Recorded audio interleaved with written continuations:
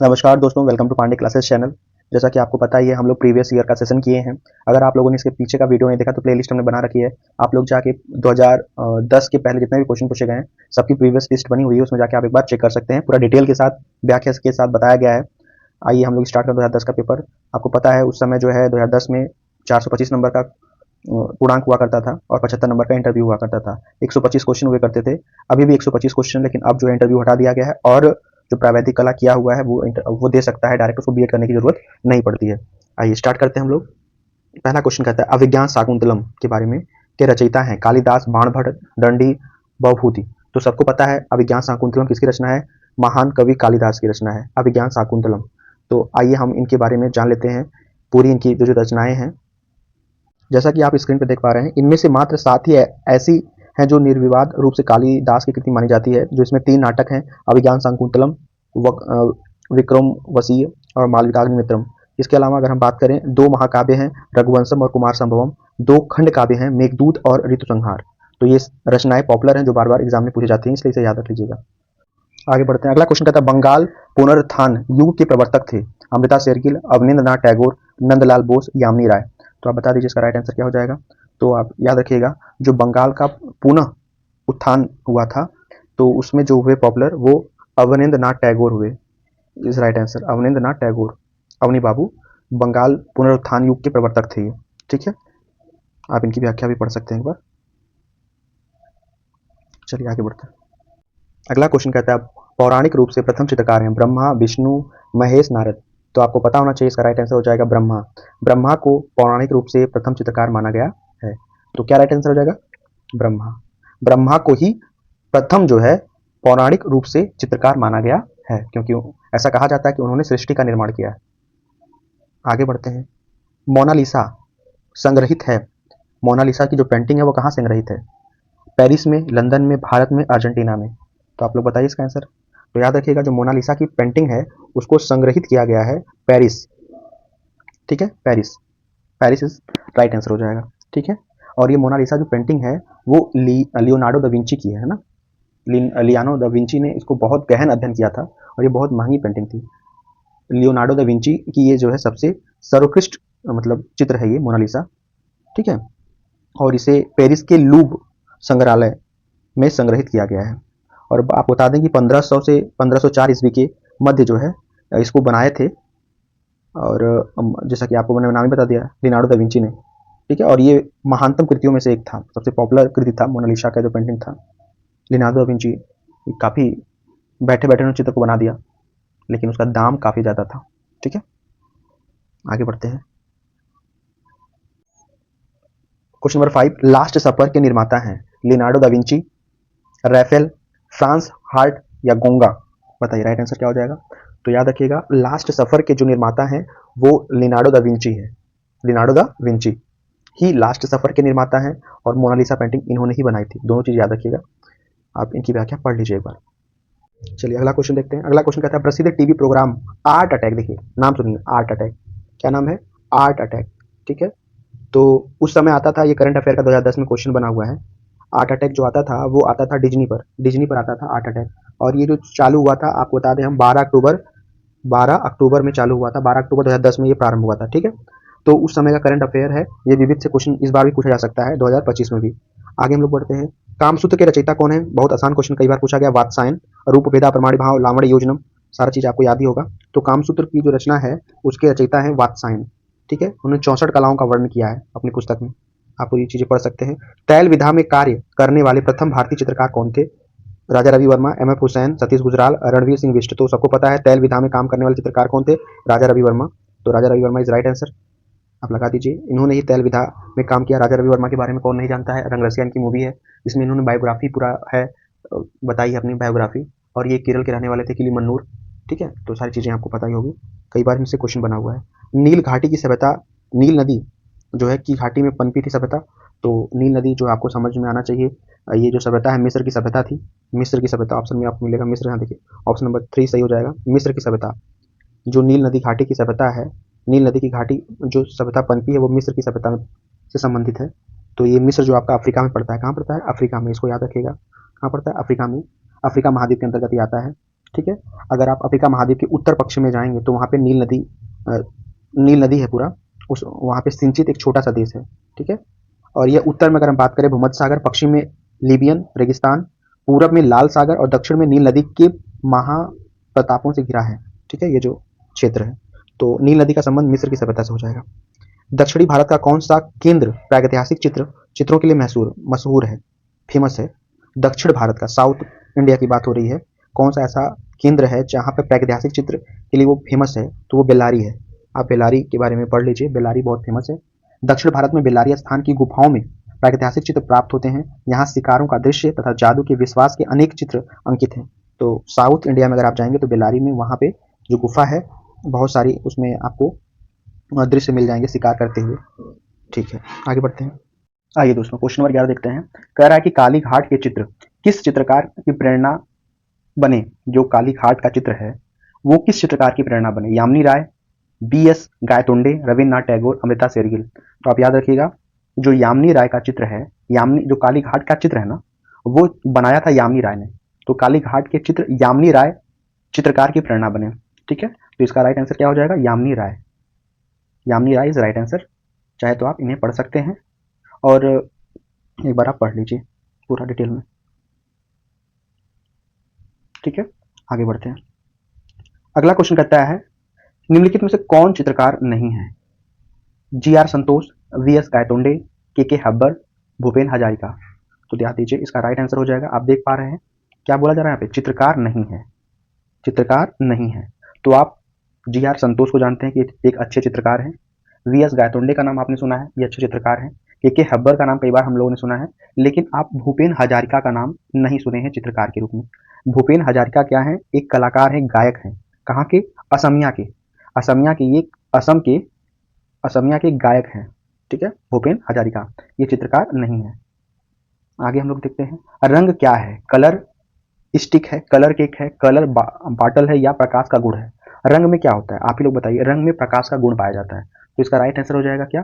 प्रकाश का गुण है। रंग क्या है? प्रकाश का गुण है। प्रकाश का गुण है। रंग क्या है? प्रकाश का गुण है। आगे देख लीजिए, दजला फरात के बारे में पूछा जा रहा है। आप देख सकते हैं एक बार स्क्रीन पे, दजला फरात नदियां, जो दजला फरात नदियां हैं कि दो आब में पनपी सभ्यता है। कौन सी सभ्यता है जो दजला फरात नदियों के दो आब में पनपी? मिस्र की, ग्रीक की, भारत की या मेसोपोटामिया की?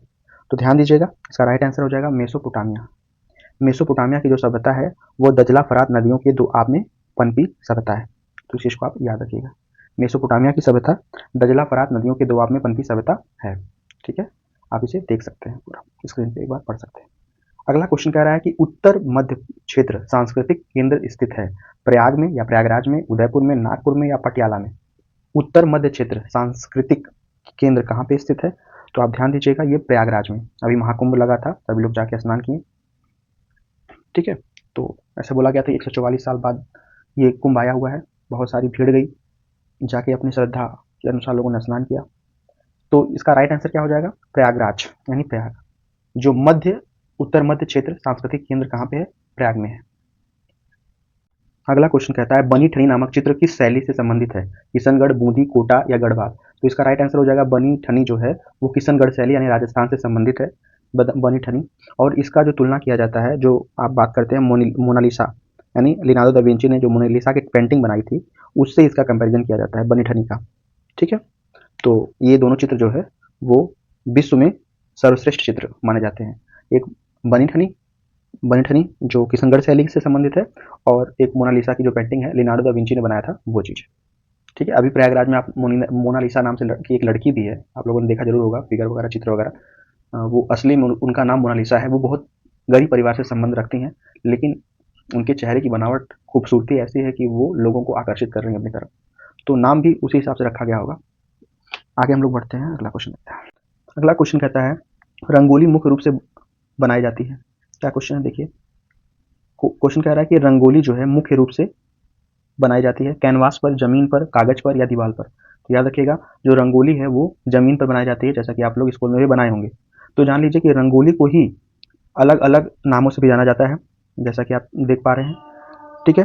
भारत में भिन्न प्रांतों में लोक कला के अंतर्गत भिन्न नामों से जमीन पर रंग चूर्णों से धार्मिक भावना से अलंकारिक आकृतियां चित्रित की जाती हैं। अगर हम बंगाल की बात करें तो ध्यान दीजिएगा, बंगाल में इसे क्या कहते हैं? अल्पना। क्या कहते हैं? बंगाल में इसे कहते हैं अल्पना। महाराष्ट्र में रंगोली बोलते हैं, सिंपल। राजस्थान में मांडना और गुजरात में साथिया। साथ निभाना साथिया गुजरात का फेवरेट सीरियल है, इसे याद रखिएगा। उत्तर प्रदेश में चौक पूर्णा होता है उत्तर प्रदेश में। बिहार में इसे बोलते हैं अपहन। क्या बोलते हैं? अहपन। बिहार में अहपन। और गढ़वाल यानी उत्तराखंड में आपना कहते हैं। तो ये चार चीज याद रखिएगा। रंगोली मुख्य रूप से बनाई जाती है जमीन पर और उसे अलग अलग राज्यों में अलग अलग नाम से जाना जाता है। एक बार दोबारा बोल देते हैं, बंगाल में अल्पना बोलते हैं, महाराष्ट्र में रंगोली बोलते हैं, राजस्थान में मांडना बोलते हैं, गुजरात में साथिया बोलते हैं, उत्तर प्रदेश में चौक पूर्णा, बिहार में अपहन या अहपन, गढ़वाल में आपना कहते हैं। ठीक है, इसे याद रखिएगा। अगला क्वेश्चन कहता है दो बिंदुओं के मध्य की दूरी को कहते हैं आकार, संयोजन, रेखा या लय। आप भी बताइए, बहुत आसान क्वेश्चन दिया हुआ है। तो दो बिंदुओं के मध्य की दूरी को क्या कहते हैं? बिल्कुल सिंपल हो जाएगा, रेखा कहते हैं। क्या बोलते हैं? रेखा। दो बिंदुओं के बीच की मध्य की दूरी को रेखा कहते हैं, इसको याद रखिएगा। दो बिंदु है के बीच की दूरी क्या कहलाएगी? रेखा कहलाएगी। सिंपल सा क्वेश्चन। रेखा दो बिंदुओं या दो सीमाओं के बीच की दूरी है जो बहुत सूक्ष्म होती है और गति की दिशा निर्देशित करती है। अगला क्वेश्चन आता है अजंता के बारे में। किसके बारे में? अजंता। अजंता के चित्र संबंधित हैं बुद्ध से, शिव से, विष्णु से या दलाई लामा से। जैसा कि आपको पता होगा, अजंता की गुफा में कुल कितने चित्र हैं इस समय? 30 चित्र। कितने हैं? 30 चित्र हैं। अजंता की गुफा यानी ये औरंगाबाद महाराष्ट्र में पड़ता है। कुल 30 चित्र हैं इसमें। अगर हम बात करें पहली गुफा में पद्मपाणि अवलोकितेश्वर का है। ठीक है। 16वीं गुफा में अगर आप जाएंगे तो मर्दासन राजकुमारी का चित्र मिलेगा। 17वीं में भिक्षु बुद्ध का चित्र मिलेगा। ठीक है, तो आप जान लीजिए इस जो अजंता की गुफा है वो ज़्यादातर बुद्ध से संबंधित है, चित्र आपको मिलेंगे। ठीक है, जैसा कि पहली गुफा में ही पद्मपाणि अवलोकितेश्वर, मर्दासन राजकुमारी, भिक्षु बुद्ध, तो बुद्ध से संबंधित चित्र आपको अजंता गुफा में मिलेंगे। ठीक है, आप इसे चाहे तो पढ़ सकते हैं अगर आपके पास समय हो तो। नेक्स्ट क्वेश्चन पर हम लोग बढ़ते हैं। क्वेश्चन कहता है निम्न में से भारतीय अलंकरण की प्राचीन विशेषता कौन सी है? वर्ण, रेखा, लय, आकृति। तो इसका राइट आंसर हो जाएगा, राइट आंसर क्या हो जाएगा? लय। ठीक है, क्या क्वेश्चन कह रहा है? भारतीय अलंकरण की प्राचीन विशेषता कौन सी रही है? लय रही है, लय। ठीक है, आगे बढ़िए। नित्यांगना सुधा चंदन की फिल्म है पायल की झंकार, डांस इंडिया डांस, नाचे मयूरी, आजा नच ले। तो नाचे मयूरी ये इनकी जो फिल्म रही है, पॉपुलर फिल्म थी सुधा चंदन की। कौन सी? नाचे मयूरी। ये जो है सुधा चंदन के जीवन पर आधारित फिल्म है जिसमें सुधा चंदन की प्रमुख भूमिका निभाई है। ये जो फिल्म है नाचे मयूरी, ये जो सुधा चंदन है नित्यांगना, इनके जीवन पर आधारित है। इनके खुद के जीवन पर आधारित फिल्म बनाई गई थी नाचे मयूरी। आगे देखते हैं हम लोग। प्रति 3 वर्ष पर होने वाले अंतर्राष्ट्रीय चित्रकला प्रदर्शनी है। क्या कह रहा है? 3 वर्ष पर होने वाली अंतर्राष्ट्रीय चित्रकला प्रदर्शनी है। राष्ट्रीय चित्रकला क्या है? राष्ट्रीय चित्रकला या त्रिपथना या त्रिपथना या गा है, त्रिपथ गा, त्रियोगना, त्रिनाले। तो जैसा नाम से ही आप समझ पा रहे होंगे, नाम में ही समझ आ रहा है त्रिनाले, त्रिनाले इस राइट आंसर हो जाएगा। क्या हो जाएगा? त्रिनाले। तो इसका राइट आंसर लगा दीजिएगा आप लोग, त्रिनाले। 3 वर्ष में कह रहा है ना, 3 वर्ष में अंतर्राष्ट्रीय जो चित्रकला प्रदर्शनी होती है उसे बोला जाता है त्रिनाले। चलिए आगे देख लेते हैं अगला क्वेश्चन। आइए अगला क्वेश्चन देखते हैं। कहता है कि वास तकनीक की रेखाएं भारतीय कलाओं से प्रेरित हैं, लेकिन तकनीकी इटालियन है, मंगोलियन है, ईरानी है या चीनी जापानी है। तो ये जो तकनीकी है वास तकनीकी, ये जो प्रेरित है वो चीन और जापान से है। अवनींद्रनाथ टैगोर ने यहीं से कॉपी किया हुआ है वास तकनीकी, चीन और जापान से। ठीक है, तो इसको आप याद रखिएगा, चीन और जापान यानी चीनी और जापानी। अगला क्वेश्चन कहता है मुगल चित्रकला शैली का स्वर्ण युग कहा जाता है। स्वर्ण युग बाबर का, अकबर का, जहांगीर का, शाहजहां का। तो याद रखिएगा स्थापत्य का स्वर्ण युग। स्थापत्य देखिए 3-4 चीजें आपको याद रखनी होंगी इसमें, आपको बताना चाहेंगे। जैसे अगर पूछा जाए कि अकबर के बारे में अगर आपसे पूछता है तो कैसे पूछेगा? साहित्य का स्वर्ण काल। साहित्य का स्वर्ण काल किसके काल को कहा जाता है? तो अकबर के काल को कहा जाता है। अगर आपसे पूछे चित्रकला का स्वर्ण काल तो जहांगीर के काल को कहा जाता है। स्थापत्य का स्वर्ण काल तो शाहजहां के काल को कहा जाता है। क्योंकि हम लोग आर्ट पढ़ रहे हैं। क्या पढ़ रहे हैं? हम लोग आर्ट पढ़ रहे हैं। क्या पढ़ रहे हैं? आर्ट। अगर आपसे आर्ट में पूछा जा रहा है तो निश्चित तौर पर कला से संबंधित है ये बात। किससे है? कला से संबंधित। तो वही कह रहा है मुगल चित्रकला, यहाँ पे लिखा है चित्रकला शैली का स्वर्ण काल, यानी चित्रकला का स्वर्णकाल जहांगीर के काल को कहते हैं। किसको कहते हैं? जहांगीर के काल। ऑप्शन नंबर 3 सही हो जाएगा।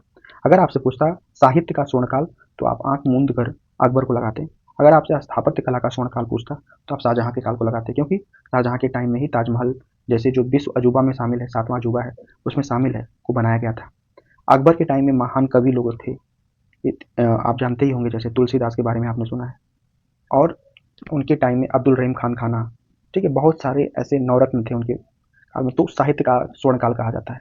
और जहांगीर को चित्रकला में बहुत प्रेम था, चित्रकला उसके लिए उसका जीवन था, स्वर्णकाल था। तो चित्रकला से संबंधित अगर स्वर्णकाल पूछा जाएगा तो जहांगीर बताएगा। स्थापत्य जिसमें इमारतें बहुत अच्छी अच्छी बनाई गई, जैसे ताजमहल हुआ, लाल किला हुआ, ये सारी चीज़ें जो बनाई गई थी वो शाहजहां के काल में बनाई गई थी। ठीक है, याद रखिएगा। आगे बढ़ते हैं, तो ऑप्शन नंबर 3 सही हो जाएगा। अगला क्वेश्चन कहता है हबीब तनवीर एक क्या है? नाटककार है, संगीतकार है, चित्रकार है या राजनीतिज्ञ है? कौन? हबीब तनवीर। तो आप लगा लीजिएगा, राइट आंसर हो जाएगा। जो हबीब तनवीर है वो एक नाटककार है। क्या है? नाटककार। चूंकि नाम से समझ में आ रहा है कि ये उर्दू व हिंदी के प्रसिद्ध नाटककार हैं। ठीक है, इनका जन्म 1923 में हुआ था। कहाँ पे हुआ था? 1923 में, और इनकी मृत्यु 2009 में हुई। 2009 में इनकी मृत्यु हो गई। तो ये 2010 का हम लोग कर रहे हैं, तो करंट अफेयर में क्वेश्चन पूछ लिया गया। हबीब तनवीर एक नाटककार है। क्या? नाटककार। आगे बढ़ते हैं, 26 नंबर क्वेश्चन पर चलते हैं। कह रहा है ईसाई धर्म की पुस्तक बाइबिल मूल रूप से किस भाषा में लिखी गई है? कौन सी पुस्तक? ध्यान दीजिएगा, ईसाई धर्म की जो पुस्तक है बाइबिल किस भाषा में लिखी गई है? तो ये तो सबको पता होना चाहिए और सब लोग जानते भी हैं। ये देखिए, कई लोग गलत कर देंगे, अंग्रेजी लगा देंगे, लेकिन अंग्रेजी नहीं होगा, ये होगा हैब्रियो। ये भाषा है जिसमें बाइबिल की पुस्तक लिखी गई है, उसे अंग्रेजी में कन्वर्ट कर दिया गया है, वो अलग बात है। लेकिन हैब्रियो जो बाइबिल की किताब है, पुस्तक है, उसे मूल रूप से उसकी मूल प्रति है, उसको हैब्रियो भाषा में लिखा गया है। याद रहेगा, हैब्रियो, याद रखिएगा। अगला क्वेश्चन कहता है होमर द्वारा लिखित महाकाव्य का क्या नाम है, या महाकाव्य का नाम क्या है? होमर, जो होमर ने महाकाव्य लिखा है उसका नाम पूछा जा रहा है। होमर द्वारा लिखा महाकाव्य का नाम बता दीजिए आप।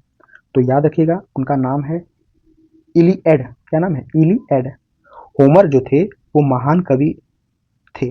ठीक है, इलियड उड़ीसी नामक महाकाव्यों को सूत्रबद्ध किया था। किसने किया था? होमर ने। होमर नामक कवि ने, यानी होमर जो कवि थे, उन्होंने इलियड एवं ओडिसी नामक महाकाव्यों को सूत्रबद्ध किया था, जिसमें क्रमशः एकियन शासनकाल की घटनाओं तथा ट्राय के युद्ध का वर्णन है। ठीक है, ये सारी महत्वपूर्ण पुस्तक है, इसे याद रखिएगा, आप पढ़ सकते हैं इसकी व्याख्या।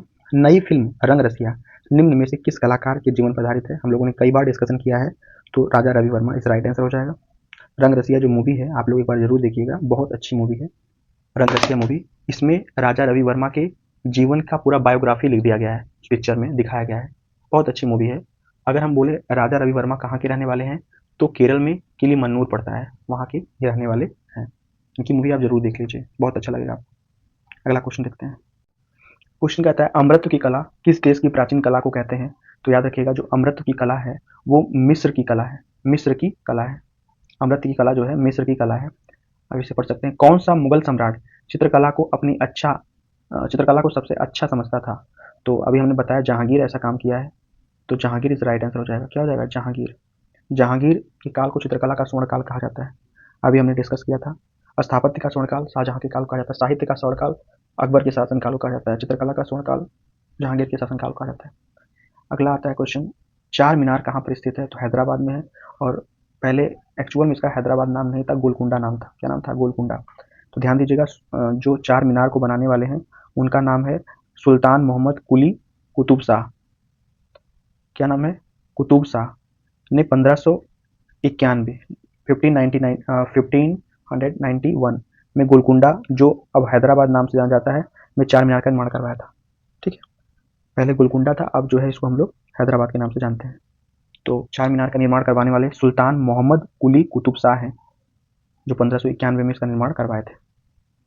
आगे आप देख लीजिए, जहांगीर कालीन भारतीय सुंदरीय चित्र किस संग्रहालय में है? तो ध्यान दीजिएगा, जो जहांगीर कालीन भारतीय सुंदरी चित्र हैं वो भारतीय कला भवन वाराणसी में है। भारतीय कला भवन वाराणसी में है। देखिए, दो चीज़ को आप समझिएगा, भारतीय कला भवन जो है वो बनारस में है, लेकिन अगर बोला जाए भारत भवन संग्रहालय, उसको भोपाल में लगाइएगा। भारत भवन संग्रहालय तो वो भोपाल हो जाएगा, और भारत कला भवन वाराणसी हो जाएगा। भारत भवन संग्रहालय भोपाल में है, भारत कला भवन संग्रहालय वाराणसी में है। इस चीज़ को आप याद रखिएगा। अगला है त्रियामी कला कौन सी है?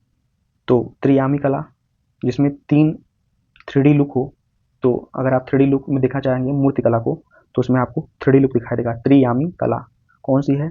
तो मूर्ति कला इज राइट आंसर। मूर्ति कला इज राइट आंसर हो जाएगा। आइए क्वेश्चन नंबर अगला देखते हैं। कहता है कि रोड्स के द्वारा रंगों की दृश्यानुभूति होती है। लाल पीला, हरा या काला, सफेद काला या नीला या पीला। तो रोड्स के द्वारा जो है किन रंगों की दृश्यानुभूति होती है? तो आप इसको लगाइएगा सफेद और काला। सफेद और काला इज राइट आंसर। रोड्स के द्वारा सफेद और काला रंगों की दृश्यानुभूति होती है। ठीक है, अब इसकी व्याख्या पढ़ सकते हैं। क्वेश्चन नंबर नेक्स्ट क्या कहता है? कहता है कि कोलाज चित्र का माध्यम क्या है? कोलाज चित्र का माध्यम क्या है? भूसा है, गोबर है, बुरादा या कागज का कर्तन है। तो याद रखिएगा, कोलाज जो चित्र का माध्यम होता है वो कागज, क्या होता है? कागज का कर्तन होता है। कागज का कर्तन। अगर वो ऑप्शन में आपको नहीं मिल रहा है तो कपड़े का भी कर्तन चलेगा, लेकिन यहाँ पे ऑप्शन मिल रहा है, ऑप्शन नंबर 4 बोल रहा है, तो कागज का कर्तन। कोलाज चित्र का माध्यम कागज का कर्तन या कपड़े का जो कपड़े को हम काट कर आलेखन करते हैं वो भी हो सकता है। ठीक है, तो कोलाज चित्र का माध्यम क्या है? कागज का कर्तन या कपड़े को काटकर उसका जो आलेखन किया जाता है वो भी हो सकता है। अब व्याख्या पढ़ सकते हैं। अगला कह रहा है किस भारतीय चित्रकार को सर्वप्रथम पद्मश्री की उपाधि से अलंकृत किया गया था? एम हुसैन, सुधीर रंजन खास्तगीर, जे स्वामीनाथन, वेंकैयप्पा। तो देखिए, ये सभी लोग पद्मश्री प्राप्त किए हैं, लेकिन इसमें सबसे पहले कौन प्राप्त किया है? सर्वप्रथम सुधीर रंजन खास्तगीर प्राप्त किए हैं। तो इसका राइट आंसर हो जाएगा क्या? सुधीर रंजन खास्तगीर। सुधीर रंजन खास्तगीर, ये इनका राइट आंसर हो जाएगा। ठीक है, और इनको कब मिला था? इनको जो है पद्मश्री मिला था 1950 में। कब मिला था? 1950 में पद्मश्री इनको दिया गया था। चारों चित्रकारों में जो सुधीर रंजन खास्तगीर को सर्वप्रथम सबसे पहले पद्मश्री 1950 में अलंकृत किया गया। आगे बढ़ते हैं। रॉक गार्डन किस शहर में स्थित है? क्वेश्चन क्या कर रहा है? रॉक गार्डन किस शहर में स्थित है? बेंगलुरु, जयपुर, चंडीगढ़, हैदराबाद। तो आप लोग बताइए क्या राइट आंसर हो जाएगा? इसका राइट आंसर हो जाएगा, जो रॉक गार्डन है वो कहाँ पे पड़ता है? वो आपका पड़ता है, आप लोग कमेंट बॉक्स में बताइए, चंडीगढ़। ठीक है, जो हमारा केंद्र शासित प्रदेश है चंडीगढ़, वहां पे पड़ता है। और रॉक गार्डन है ये चंडीगढ़ में पड़ता है। ठीक है, आप इसकी व्याख्या पढ़ सकते हैं। एक बार आप पढ़ लीजिए इसकी व्याख्या पूरी। क्वेश्चन नंबर नेक्स्ट कहता है निम्नलिखित में से गर्म रंग कौन सा है? तो आप लोग बताइए। इसका राइट आंसर हो जाएगा, जो गर्म रंग है उसका नाम है लाल। लाल रंग गर्म होता है। या किसी को गुस्सा भी आता है तो वो लाल रंग यानी लाल हो जाता है। देखेंगे गुस्से का एक्सप्रेशन कैसा होता है, गुस्से से आदमी उसका चेहरा लाल हो जाता है। तो जो लाल रंग है ना, लाल रंग से वीरता, साहस, इसके अलावा श्रृंगारिक, तीव्र एवं कामुक भावना का अभिव्यंजन करण संभव हो सकता है। ठीक है, और यह गर्म श्रेणी का रंग है। लाल रंग से कैसे? लाल रंग से वीरता का पहचान होता है, साहस का पहचान होता है ना। इसके अलावा तीव्र कामुक भावनाओं का, इसके अलावा श्रृंगारिक होना का व्यक्ति संभव होता है। आगे बढ़ते हैं। निम्नलिखित में से किन रंगों को मिलाकर नारंगी रंग बनाया जाता है? हरा लाल, पीला और नीला, पीला और लाल, लाल और नीला। आपको कैसा रंग चाहिए? नारंगी रंग चाहिए। आप बताइए, जब नारंगी रंग आपको चाहिए तो आपको क्या क्या मिलाना होगा? नारंगी रंग बनाने के लिए आपको मिलाना क्या क्या होगा? पीला रंग मिला लीजिए और लाल रंग मिला लीजिए। पीला रंग और लाल रंग मिला लीजिएगा तो आपको नारंगी रंग मिल जाएगा। ठीक है, पीला और लाल रंग, ये चीजें आपको याद होनी चाहिए। अगर हम लाल और पीला लेते हैं या पीला और लाल तो हमको नारंगी रंग मिल जाएगा। अगर हम पीला और नीला लेते हैं, कौन कौन सा? ये वाला पीला और नीला, ये दो रंग को लेते हैं, तब हमको कौन सा रंग मिलेगा? आप बताइए कमेंट बॉक्स में। अगर आप पीला रंग और नीला रंग ले लेते हैं तो आपको हरा रंग मिल जाएगा। कैसा रंग मिल जाएगा? हरा रंग मिल जाएगा। इसको याद रखिएगा, चीज हरा रंग मिल जाएगा। ठीक है, अगर आप इसके अलावा आप बता दीजिए, अगर लाल और नीला लेते हैं, लाल और नीला, नीचे वाला लाल और नीला, तो लाल नीला लेंगे तो आपको बैगनी रंग मिल जाएगा। कौन सा रंग मिल जाएगा? बैगनी। कौन सा रंग मिल जाएगा? बैगनी रंग मिल जाएगा। ठीक है, इसको याद रखिएगा। पीला और नीला लेंगे तो हरा मिल जाएगा, पीला और लाल लेंगे तो नारंगी मिल जाएगा, लाल और नीला लेंगे तो बैगनी रंग मिल जाएगा। इसको याद रखिएगा, पीला और नीला तो हरा। पीना, पीनी, ऐसे याद रखिए, पीनी, पीला और नीला। पीनी, तो पीनी कैसी है, पीनी कैसी ड्रेस पहनी हुई है, हरे रंग की ड्रेस पहनी हुई। पीनी जो है नाम की लड़की जो है वो हरे रंग की ड्रेस पहनी हुई है। और पीला यानी पीला जो है वो बैगनी रंग का ड्रेस पहना हुआ है। सॉरी, पीला जो है नारंगी रंग का ड्रेस पहना हुआ है। पीला, पीला। और लानी, लानी जो है बैगनी रंग का ड्रेस पहनी हुई है। तो ऐसे थोड़ा याद रखिएगा, ट्रिक है ये, अपने हिसाब से आप बना लीजिएगा। अब इसकी व्याख्या पढ़ सकते हैं पूरी। चलिए आगे हम लोग बढ़ते हैं, अगला क्वेश्चन। अगला क्वेश्चन देखते हैं, खजुराहो किस कला के लिए प्रसिद्ध है, चित्रकला, लोक कला, वास्तुकला या मूर्तिकला। बताइए, खजुराहो जो है वो किसके लिए प्रसिद्ध है, तो आपको याद रखना चाहिए खजुराहो जो है वास्तुकला के लिए प्रसिद्ध है। किसके लिए प्रसिद्ध है, वास्तुकला के लिए। तो इसका राइट आंसर क्या हो जाएगा, वास्तुकला। खजुराहो जो है वास्तुकला के लिए प्रसिद्ध है, इसको आप याद रखिएगा। आगे बढ़ते हैं, एक जानकारी आपको दे दें, खजुराहो जो मंदिर है, अगर आपसे कोई पूछे खजुराहो मंदिर कब से कब तक बनकर तैयार हुआ था, तो याद रखिएगा जो खजुराहो मंदिर है 950 से 1050 ईस्वी में बनकर तैयार हुआ। और ये खजुराहो मंदिर पड़ता कहाँ पे है, मध्य प्रदेश में, एमपी मध्य प्रदेश यानी जिला जो है आपका छतरपुर, छतरपुर जिला पड़ता है। और खजुराहो मंदिर नागर शैली में बना हुआ है। कुल इसमें जो है खजुराहो मंदिर में 85 मंदिर में से 22 मंदिर अभी समय प्रेजेंट टाइम में बचे हुए हैं। इसको चंदेल वंश के द्वारा बनाया गया था। और कंदरिया महादेव का मंदिर भी इसमें सबसे बड़ा मंदिर है। अगर आप खजुराहो का भी चाहिए, खजुराहो में कंदरिया महादेव का मंदिर सबसे बड़ा मंदिर है, चंदेल वंश के शासकों के द्वारा बनाया गया था। 85 मंदिरों में से 22 मंदिर अभी शेष बचे हुए हैं। खजुराहो मंदिर का जो निर्माण है 950 से 1050 ईस्वी में बनकर तैयार हुआ। ये जिला जो है छतरपुर जिला मध्य प्रदेश में पड़ता है। क्लियर है, आगे बढ़िए। अगला कह रहा है इंद्रधनुष में रंगों का क्रम बताइए। तो बहुत आसान है, कई बार हम लोगों ने बचपन से ही पढ़ा है। तो आप बताइए, इंद्रधनुष में रंगों का क्रम, बैनिया पिनाला, पिनाला, ला, लास्ट में लाल जिसमें होगा वही हो जाएगा, बैनिया पिनाला ट्रिक होता है। तो बैगनी, नीला, आप देखिए ऑप्शन नंबर 2, बैगनी, नीला, आसमानी, हरा, पीला और नारंगी, लाल। बैनिया पिनाला लास्ट में आ रहा है ना, वो भी याद रखिएगा, बैगनी, नीला, आसमानी, हरा, पीला, नारंगी, लाल। ठीक है, इसका ट्रिक ही पकड़िए, लाल लाल पकड़ के चलिए। अगला क्वेश्चन आता है, पेस्टल रंगों के लिए उपयुक्त कागज क्या है। पेस्टल रंगों के लिए उपयुक्त कागज, चिकना सफेद, मोटा हस्त निर्मित, भूरा, खुरदुरा या टेक्सचर्ड कागज। तो ध्यान दीजिएगा, जो पेस्टल रंग बनाना होगा उसके लिए कागज आपके लिए जो उपयोग कागज में आता है वो भूरा, खुरदुरा। ठीक है, भूरा और खुरदुरा का ही यूज करते हैं। पेस्टल रंगों के लिए उपयुक्त कागज जो है भूरा, खुरदुरा है। तो इसका राइट आंसर क्या हो जाएगा, भूरा और खुरदुरा, भूरा, खुरदुरा पेस्टल रंगों के लिए उपयुक्त कागज। पेस्टल रंगों हेतु कड़े तथा खुरदुरे धरातल अच्छे रहते हैं।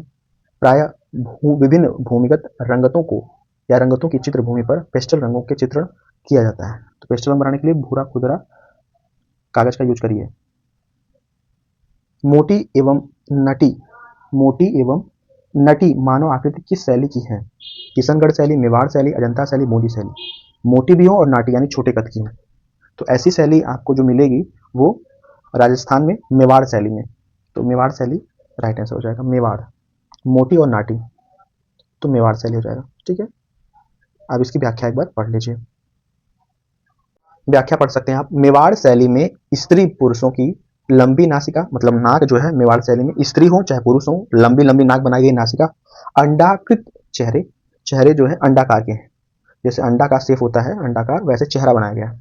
मछली जैसी आंखें बनाई गई हैं, नेत्र बनाए गए हैं। नारी आकृतियां यद्यपि कुछ बौनी है लेकिन जो है वो सुंदर बनी हुई है, काफी सुंदर है, उसमें आपको देख के लगेगा कि हाँ ये इसमें सुंदरता भरी हुई है। अगला आता है, एलोरा की प्रसिद्धि का कारण है चित्र शैली, धार्मिक विषय वस्तु, कैलाश मंदिर, नटराज की मूर्ति।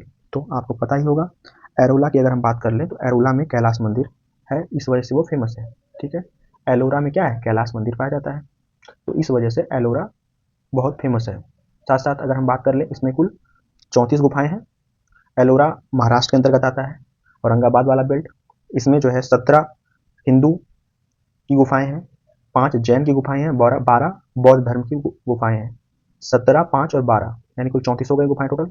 17 हिंदू की हैं, 5 जैन की हैं और 12 बौद्ध की हैं। और एलोरा का जो प्रसिद्धि का कारण है वो कैलाश मंदिर ही है। इसके अलावा अगर हम बात कर लें, अजंता गुफा में 30 गुफा है, औरंगाबाद महाराष्ट्र में पड़ता है।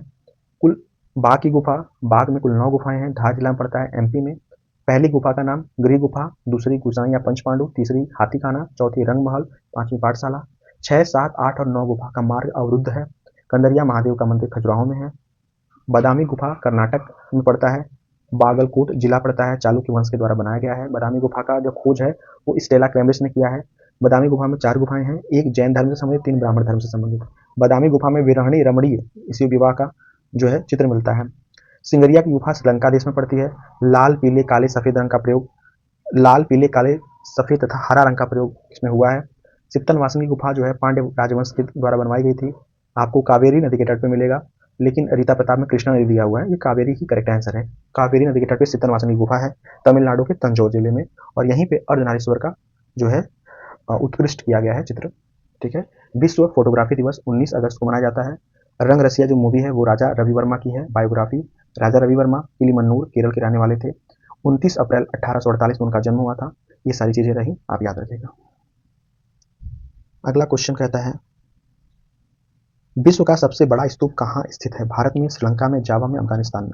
तो इसको याद रखिएगा। विश्व का जो सबसे बड़ा स्तूप है वो जावा द्वीप का है ना, जावा में पड़ता है। कहाँ पड़ता है? जावा में। तो इसे आप, विश्व का सबसे बड़ा स्तूप जावा में है, और ये 9वीं शताब्दी में ये बना था। शैलेंद्र राजवंश के द्वारा इसको बनवाया गया था। इसको जो है बोरो बहादुर का स्तूप भी बोला जाता है, बोरो बहादुर का स्तूप के नाम से इसको जाना जाता है। विश्व का सबसे बड़ा स्तूप जावा स्तूप है। अगला क्वेश्चन, आगे बढ़ते हैं लोग। Question number next. अगला क्वेश्चन कहता है राजा रवि वर्मा का जन्म किस राज्य में हुआ था? अभी हमने बताया केरल के किलीमन्नूर में हुआ था। कब हुआ था? तारीख क्या थी उसको भी याद रखिएगा। तारीख थी आपका 29 अप्रैल 1848। राजा रवि वर्मा, आप इसकी पढ़ सकते हैं। आगे है टेराकोटा के लिए कौन सी जगह प्रसिद्ध है? मथुरा, बस्तर, गोरखपुर, जौनपुर? याद रखिएगा, गोरखपुर भी फेमस है, लेकिन जब एग्जैक्ट जगह हमको पता चल गया बस्तर, तो बस्तर इस राइट आंसर हो जाएगा। टेराकोटा के लिए बस्तर फेमस, बस्तर। ठीक है, बस्तर जगह टेराकोटा के लिए प्रसिद्ध है, इसको आप याद रखिएगा। अगर विकल्प में नहीं रहता बस्तर तो हम गोरखपुर लगाते हैं। वस्त्रों की डिजाइन में सर्वप्रथम लोकप्रिय फूल कौन सा आता है? गुलाब, कमल, कुमुदनी, गेंदा? तो याद रखिएगा ज्यादातर आप कुमुदनी का फूल देखेंगे। कोई वस्त्र का डिजाइन किया जा रहा हो उसमें आप सबसे ज्यादा कुमुदनी का फूल देखेंगे, तो कुमुदनी इज राइट आंसर हो जाएगा। कुमुदनी इज राइट आंसर हो जाएगा। आगे बढ़िए। महात्मा बुद्ध के पूर्व जन्मों की काल्पनिक कथाओं किससे संबंधित है? तो सबको पता होगा जातक कथाओं से संबंधित है। जातक कथाएं इस राइट आंसर हो जाएगा। ठीक है, जातक कथाएं से संबंधित है, उनके पुनर्जन्म की कहानियां। आगे हम लोग देख लेते हैं। प्रोफेसर मदन लाल नागर थे। प्रोफेसर मदन लाल नागर थे चित्रकार, मूर्तिकार, लेखक, ग्राफिक कलाकार। तो अगर हम प्रोफेसर नागर की बात करें, प्रोफेसर मदन लाल नागर, तो ये एक महान चित्रकार थे। क्या थे? महान चित्रकार थे। तो ये चित्रकार इज राइट आंसर हो जाएगा। अब इनकी व्याख्या पूरी पढ़ सकते हैं, अगर आपके पास समय है तो आप इनकी पूरी व्याख्या पढ़ सकते हैं। अगला क्वेश्चन कहता है आधुनिक कला के वादों का जन्म स्थान था जर्मनी, अमेरिका, इंग्लैंड, फ्रांस? आधुनिक कला के वादों का जो है जन्म स्थान क्या था? तो आप इसे लगाइएगा फ्रांस। आधुनिक कला के वादों का जन्म जो था, आधुनिक कला के वादों का जन्म स्थान था फ्रांस। अगला क्वेश्चन कहता है पिकासो का जन्म कहाँ हुआ था? Spain, Paris, highland, Italy? आप लोग बताइए। तो याद रखिएगा पिकासो का जो जन्म हुआ था वो स्पेन में हुआ था। कहाँ हुआ था? स्पेन में। स्पेन में इनका जन्म हुआ था, और इनके बारे में थोड़ा जान लीजिए।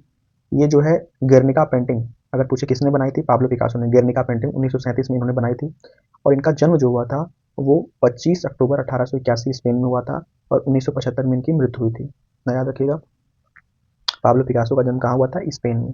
गेर्निका पेंटिंग इन्होंने ही बनाई थी 1937 में। ठीक है, आप इनकी व्याख्या पूरी पढ़ लीजिए, ये इनकी पूरी व्याख्या रही। आगे हम लोग बढ़ते हैं। अगला क्वेश्चन है द स्टूडियो का कलाकार कौन था? कुर्बे, पिकासो, डेविड या माने? तो द स्टूडियो का कलाकार कौन था? अगर हम बात करेंगे तो कुर्बे थे। कौन थे? कुर्बे। ठीक है, कुर्बे जो थे वो 1855 ईस्वी में कुर्बे ने चित्रकार का स्टूडियो अंकित किया, जिसमें एक ओर वे लोग थे जिसमें भिखारी, मजदूर, व्यापारी आदि के रूप में उसने चित्रित किया था। दूसरी ओर उनके मित्र और प्रशंसक थे। मध्य में एक दृश्य चित्र बनाता स्वयं कुर्बे था। ठीक है, तो द स्टूडियो के कलाकार जो है कुर्बे थे, उनको याद रखिएगा। या क्या पढ़ सकते हैं आप। अगला है तृण का भोजन या तृण पर भोजन का चित्रकार कौन था? तृण पर भोजन का चित्रकार कौन था? माने, मोने, कुर्बे या सेजा? तो एडवर्ड माने जो थे वो तृण पर भोजन का चित्रकार थे। तृण पर भोजन के चित्रकार थे, पूरा नाम था एडवर्ड माने। तो आप इसका राइट आंसर लगा लीजिएगा, एडवर्ड माने। और जान लीजिए, आधुनिक चित्रकला के इतिहास में 1863 का वर्ष बड़ा महत्व रहा। इस वर्ष पेरिस में अस्वीकृत चित्रों की प्रदर्शनी आयोजित हुई, जिसमें प्रदर्शित एदुआर माने का चित्र तृण पर भोजन कटु आलोचना का विषय बना। अब इनकी पूरी व्याख्या पढ़ लीजिए एक बार, आगे बढ़ते हैं हम लोग। कला में आकृतियों के चित्रण का निषेध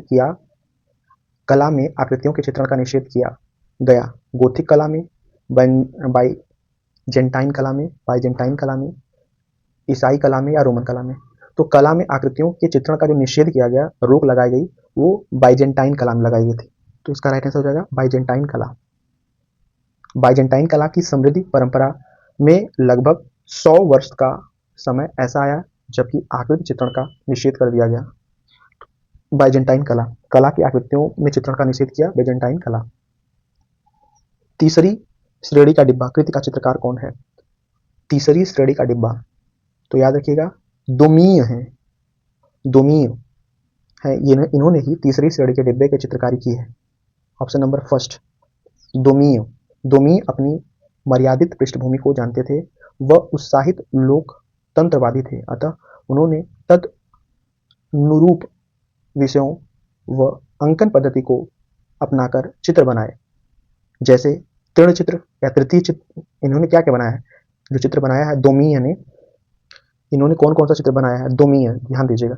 दोमीय ने तृतीय श्रेणी का डिब्बा, मेट्रोपोलिटन, न्यूयॉर्क, शतरंज के खिलाड़ी, छाप चित्र संग्रहालय, क्रिस्पर, स्किपिंग, डॉन क्विकचोट व साजो पंजा, ये सारी चित्रकारी इन्होंने की है। आप इनकी व्याख्या भी पढ़ सकते हैं यहाँ से। आगे बढ़ते हैं। अगला क्वेश्चन कहता है जोगीमारा किस लिए प्रसिद्ध है? आप लोग बताइए। कई बार ने बताया, मूर्तियों के लिए, भित्ति चित्र के लिए, योगियों की समाधि के लिए, या इनमें से कोई नहीं। तो जोगीमारा की जो गुफा है, अभी हमने चर्चा किया था, तो जोगीमारा की गुफा किसके लिए प्रसिद्ध है? तो आपको कंफर्म हो गया होगा, ये भित्ति चित्र के लिए प्रसिद्ध है। जोगीमारा की जो गुफा है वो प्राचीन गुफा, प्रागैतिहासिक गुफा श्रेणी में आता है और ये भित्ति चित्र के लिए फेमस है भारत में। तो इसको आप लगा लीजिए कि किसका आंसर हो जाएगा? भित्ति चित्र। इसकी व्याख्या देख लीजिएगा। भारत के शिलाखंडों को काटकर चैत्य विहार तथा मंदिर आदि बनाने की परंपरा अति प्राचीन है और उन गुहा मंदिरों की भित्तियों पर प्लस्तर लगाकर तथा चूने आदि से चिकनाकर उन पर चित्र बनाए जाते थे। इसी परंपरा के अनुरूप जोगीमारा गुहा में भी चित्रांकन हुआ है, जो भारतीय भित्ति चित्रों से सबसे प्राचीन नमूने हैं। तो जोगीमारा की जो गुफा है उस पे भित्ति चित्रांकन हुआ है और सबसे प्राचीन नमूना यही है, जोगीमारा की गुफा। आगे बढ़ते हैं। बादामी की गुफा किस राज्य में स्थित है? बिहार, मध्य प्रदेश, उड़ीसा, महाराष्ट्र। बादाम, तो हम लोग जानते हैं बादामी की गुफा जो है कर्नाटक में है वर्तमान टाइम में, लेकिन अभी इसमें ऑप्शन क्या दिया है? बिहार, मध्य प्रदेश, उड़ीसा, महाराष्ट्र। तो 2010 में ये क्वेश्चन पूछा गया था। बादामी की जो गुफा है वो कर्नाटक के बालाकोट जिला में पड़ता है। तो यहाँ पे कर्नाटक ऑप्शन नहीं दिया है, यहाँ महाराष्ट्र दे रहा है। नियर बाई महाराष्ट्र को आप लेके चलिए, क्योंकि बादामी गुफा की जो खोज है वो क्रिस्मस यानी स्टेला कैम्ब्रिज ने किया है। 4 गुफाएं हैं, हम जानते हैं। पहली एक गुफा जैन धर्म से संबंधित है, 3 गुफा ब्राह्मण धर्म से संबंधित है। बादामी गुफा में बिरहणी, रमणी और शिव विवाह की चर्चा हुई है, चित्र बना हुआ है। तो यहाँ पे आप लगाइएगा ऑप्शन नंबर अभी के लिए 4, लेकिन कर्नाटक इज राइट आंसर इसका होगा, कर्नाटक। ठीक है, अभी कर्नाटक हो चुका है। पोथी चित्रों का निर्माण किस राजवंश ने किया है? कौन सा चित्र बोला जा रहा है? पोथी चित्रों का निर्माण किस राजवंश ने कराया? पाल, गुप्त, जैन, हिंदू। पोथी चित्रों का जो निर्माण है वो पाल राजवंश के शासक ने करवाया था। तो इसका राइट आंसर हो जाएगा पाल राजवंश। अब इसकी व्याख्या पढ़ सकते हैं पूरी। अगला क्वेश्चन कहता है हुमायूं का दरबारी चित्रकार कहाँ का रहने वाला था? Iran, Kabul, Afghanistan, Tashkent. तो याद रखिएगा, जो हुमायूं का दरबारी चित्रकार था वो ईरान का रहने वाला था। तो ईरान इस राइट आंसर हो जाएगा। आप थोड़ा सा इनकी कहानी सुन लीजिएगा। जो हुमायूं के दरबारी चित्रकार थे, चूंकि ये ईरान में पहुंचा था सहायता प्राप्त करने के लिए 1547 में हुमायूं। वहां पे शाह तमास्प राजा थे, उनके दरबार में हुमायूं पहुंचा सहायता प्राप्त करने के लिए। और उसमें जो वहां पहुंचा तो इन चित्रकारों से मिला। कौन कौन से? मीर सैयद अली जुदाई से मिला और ख्वाजा अब्दुल सिराजी से मिला। लेकिन उस समय चूंकि उसका अधिकार नहीं था उस पर, तो वहां के लोग जो है यानी दोनों चित्रकार आने से मना कर दिए। फिर क्या हुआ, जब जो है हुमायूं ने इसको जीत लिया, हुमायूं ने जब जीत लिया तो दोनों चित्रकारों को यानी सैयद अली जुदाई यानी मीर सैयद अली जुदाई और ख्वाजा अब्दुल सिराजी को अपने साथ वो दोनों ऑटोमेटिक चले आए, क्योंकि पहले अधिकार नहीं था तो वो नहीं आ सकते थे। जब वो कंधार और काबुल पर 1547 में अधिकार कर लिया तब जो है ये दोनों चित्रकार जो महान चित्रकार हुए हुमायूं के दरबार में, कौन कौन, मीर सैयद अली जुदाई और ख्वाजा अब्दुल सिराजी दोनों आ गए। इनको याद रखिएगा। अब इनकी व्याख्या में भी दे सकते हैं, यहाँ पे आप पढ़ लीजिए एक बार पूरा। अगला क्वेश्चन कहता है अशोक के किस अभिलेख पर मयूर की आकृति है? मयूर की आकृति है इलाहाबाद, सारनाथ, लुम्बिनी, नंदनगढ़। तो इसका राइट आंसर क्या हो जाएगा? नंदनगढ़। ठीक है, नंदनगढ़ पे ही जो है मयूर की आकृति है। आपको हम पूरा डिटेल में दिखा देते हैं। अगर हम बात करें जो लौरिया नंदनगढ़ का स्तंभ है या अभिलेख है जो अशोक के द्वारा बनवाया गया था, वो कहाँ पे है? ये उत्तर बिहार के पश्चिमी चंपारण जिले में स्थित है। इसमें अशोक के स्तंभ शिलालेख हैं जिसमें ब्राह्मी और प्राकृत में लिखे गए अशोक के 6 घोषणा पत्र यानी शिलालेख शामिल हैं। इस स्तंभ पर मोर की आकृतियां उत्कीर्ण हैं। ठीक है, ये क्लियर रखिए। आपसे पूछ सकता है कि लौरिया नंदनगढ़ जो लौरिया नंदनगढ़ जो अशोक का अभिलेख है या स्तंभ है वो कहाँ पे है? तो बिहार में पड़ता है, पश्चिम चंपारण, याद रखिएगा। अगला क्वेश्चन कहता है राग दीपक चित्र किस शैली का है? मेवाड़ शैली का है, बसोहली शैली का है, किशनगढ़ शैली का है, बूंदी शैली का है। तो याद रखिएगा जो राग दीपक चित्र है वो बूंदी शैली का है। कौन सी शैली का है? बूंदी शैली का। इसको आप टिक लगा सकते हैं, बूंदी शैली इज राइट आंसर। राग दीपक चित्र बूंदी शैली का है। बूंदी शैली के चित्रों का विकास रागनी चित्रों से होता हुआ दिखाई पड़ता है क्योंकि इन शैली के आरंभिक उदाहरण रागमाला चित्रावली में भाग है रागमाला चित्रावली के भाग हैं। आरंभिक शैली का एक उदाहरण रागदीप का चित्र है जो भारत कला भवन काशी में सुरक्षित है। याद रखिएगा, भारत कला भवन कहाँ पे है? काशी में है। भारत कला भवन काशी में यानी वाराणसी में है। भारत भवन संग्रहालय भोपाल में, कई बार बताते हैं। भारत कला भवन संग्रहालय वाराणसी में है। भारत भवन संग्रहालय अगर बोल दिया जाए, कला की जगह भवन लग जाए तो भोपाल हो जाएगा। भ से भोपाल, भ से भवन। जहाँ पे भवन आएगा वहां पे भोपाल आएगा, जहाँ पे कला आएगा वहां पे काशी आएगा। काशी यानी बनारस। इसको ट्रिक से याद रखिएगा। तो राग दीपक चित्र किस शैली का बना है? बूंदी शैली का। अब इनकी पूरी व्याख्या एक बार देख लीजिए और पढ़ लीजिए। चलिए आगे बढ़ते हैं। अगला क्वेश्चन कहता है उदयगिरी की गुफाएं किस धर्म से संबंधित कला को दर्शाती हैं? उदयगिरी की गुफाएं आप ध्यान दीजिएगा, बौद्ध धर्म से संबंधित है, जैन धर्म से संबंधित है, हिंदू धर्म से या ईसाई धर्म से? तो हिंदू धर्म से संबंधित है। बौद्ध धर्म की जो है गुफाएं, बौद्ध उदयगिरी की जो गुफाएं हैं वो हिंदू धर्म से संबंधित है। हिंदू धर्म से संबंधित गुफाओं में मध्य प्रदेश के विदिशा जिले में स्थित उदयगिरी की गुफाएं विशेष प्रसिद्ध हैं। उदयगिरी की दूरी विदिशा से लगभग 3.25 किलोमीटर तथा सांची के करीब 9 किलोमीटर है। यहाँ शैलकृत गुफाएं सदृश 9 कक्ष है। ठीक है, इसे याद रखिए। तो उदयगिरी की गुफाएं किस धर्म से संबंधित कला को दर्शाती हैं? तो इसका राइट आंसर हो जाएगा, आप लगा दीजिए टिक, हिंदू धर्म। उदयगिरी की गुफाएं किस धर्म से संबंधित कला को दर्शाती हैं? हिंदू धर्म। आप इसे पढ़ सकते हैं। आगे कहता है आधुनिक भारतीय चित्रकारों में कौन लोक कला से प्रभावित कलाकार है?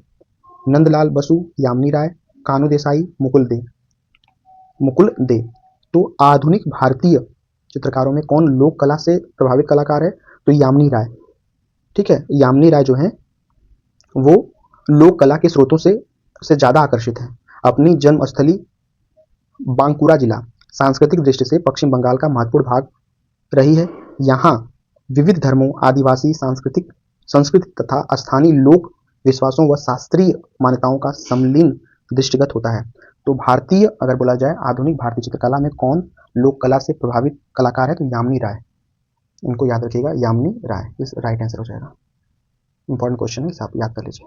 यामिनी राय ये जो है लोक कला से ज्यादा प्रभावित है। प्रख्यात चित्र वीनस को किसने चित्रित किया? वीनस को जो चित्रित करने वाले कलाकार हैं वो हैं वोत्तिचेली इज राइट आंसर। क्या हो जाएगा राइट आंसर? वोत्तिचेली का सर्वश्रेष्ठ व सबसे प्रसिद्ध चित्र वीनस का जन्म, जो क्वेश्चन दिया गया है, वीनस का जन्म प्रतीकात्मक उद्देश्य से चित्रित हुआ। आधुनिक समीक्षक इस चित्र को, जिसमें वीनस की आकृति प्राचीन ग्रीक मूर्ति पर आधारित है, नवीन मानवतावादी दृष्टिकोण व पुरातन देवतानिष्ठ कल्पना का कुशलतापूर्व समन्वय मानते हैं। तो प्रख्यात चित्र वीनस को किसने चित्रित किया था? वोत्तिचेली ने इस राइट आंसर। आगे बढ़ते हैं। क्वेश्चन कहता है बाघ की गुफाएं स्थित है। नेक्स्ट क्वेश्चन उत्तर प्रदेश में, राजस्थान में, मध्य प्रदेश में, उत्तराखंड में। तो याद रखिएगा जो बाघ की गुफा है हमने कई बार बोला है, एमपी मध्य प्रदेश में है, धार जिला पड़ता है। इसमें कुल 9 गुफाएं हैं। पहली गुफा को गृह गुफा, दूसरे को गुसाई या पंचपांडु, तीसरे को हाथी खाना, चौथे को रंगमहल, पांचवें को पाठशाला, छठी, सातवीं, आठवीं और नौवीं गुफा का मार्ग अवरुद्ध है। ठीक है, तो बाघ गुफा कहाँ पे है? मध्य प्रदेश के धार जिला में। तो आप इसका राइट आंसर लगा दीजिएगा मध्य प्रदेश। क्या हो जाएगा? मध्य, इसका राइट आंसर हो जाएगा मध्य प्रदेश। ठीक है, और मध्य प्रदेश में धार जिला, कहाँ पे? धार जिला। कुल कितनी गुफाएं हैं बाघ में? कुल 9 गुफाएं हैं। ठीक है, कुल 9 गुफाएं हैं, इसको भी याद रखिएगा। छठी, सातवीं, आठवीं और नौवीं का मार्ग अवरुद्ध है, क्योंकि पहाड़ है भाई, पहाड़ गिर गया होगा, दब गई होंगी गुफाएं। आगे बढ़ते हैं। बाघ गुफाएं प्राचीन ग्वालियर राज्य में बिंदु पर्वत श्रेणी में स्थित है, परंतु अब गुफाएं मध्य प्रदेश के अंतर्गत आती हैं। अगला क्वेश्चन कहता है, निम्नलिखित में से कौन सा जल रंग आर्द्र माध्यम नहीं है? Tempera, water colour, wash, pastel.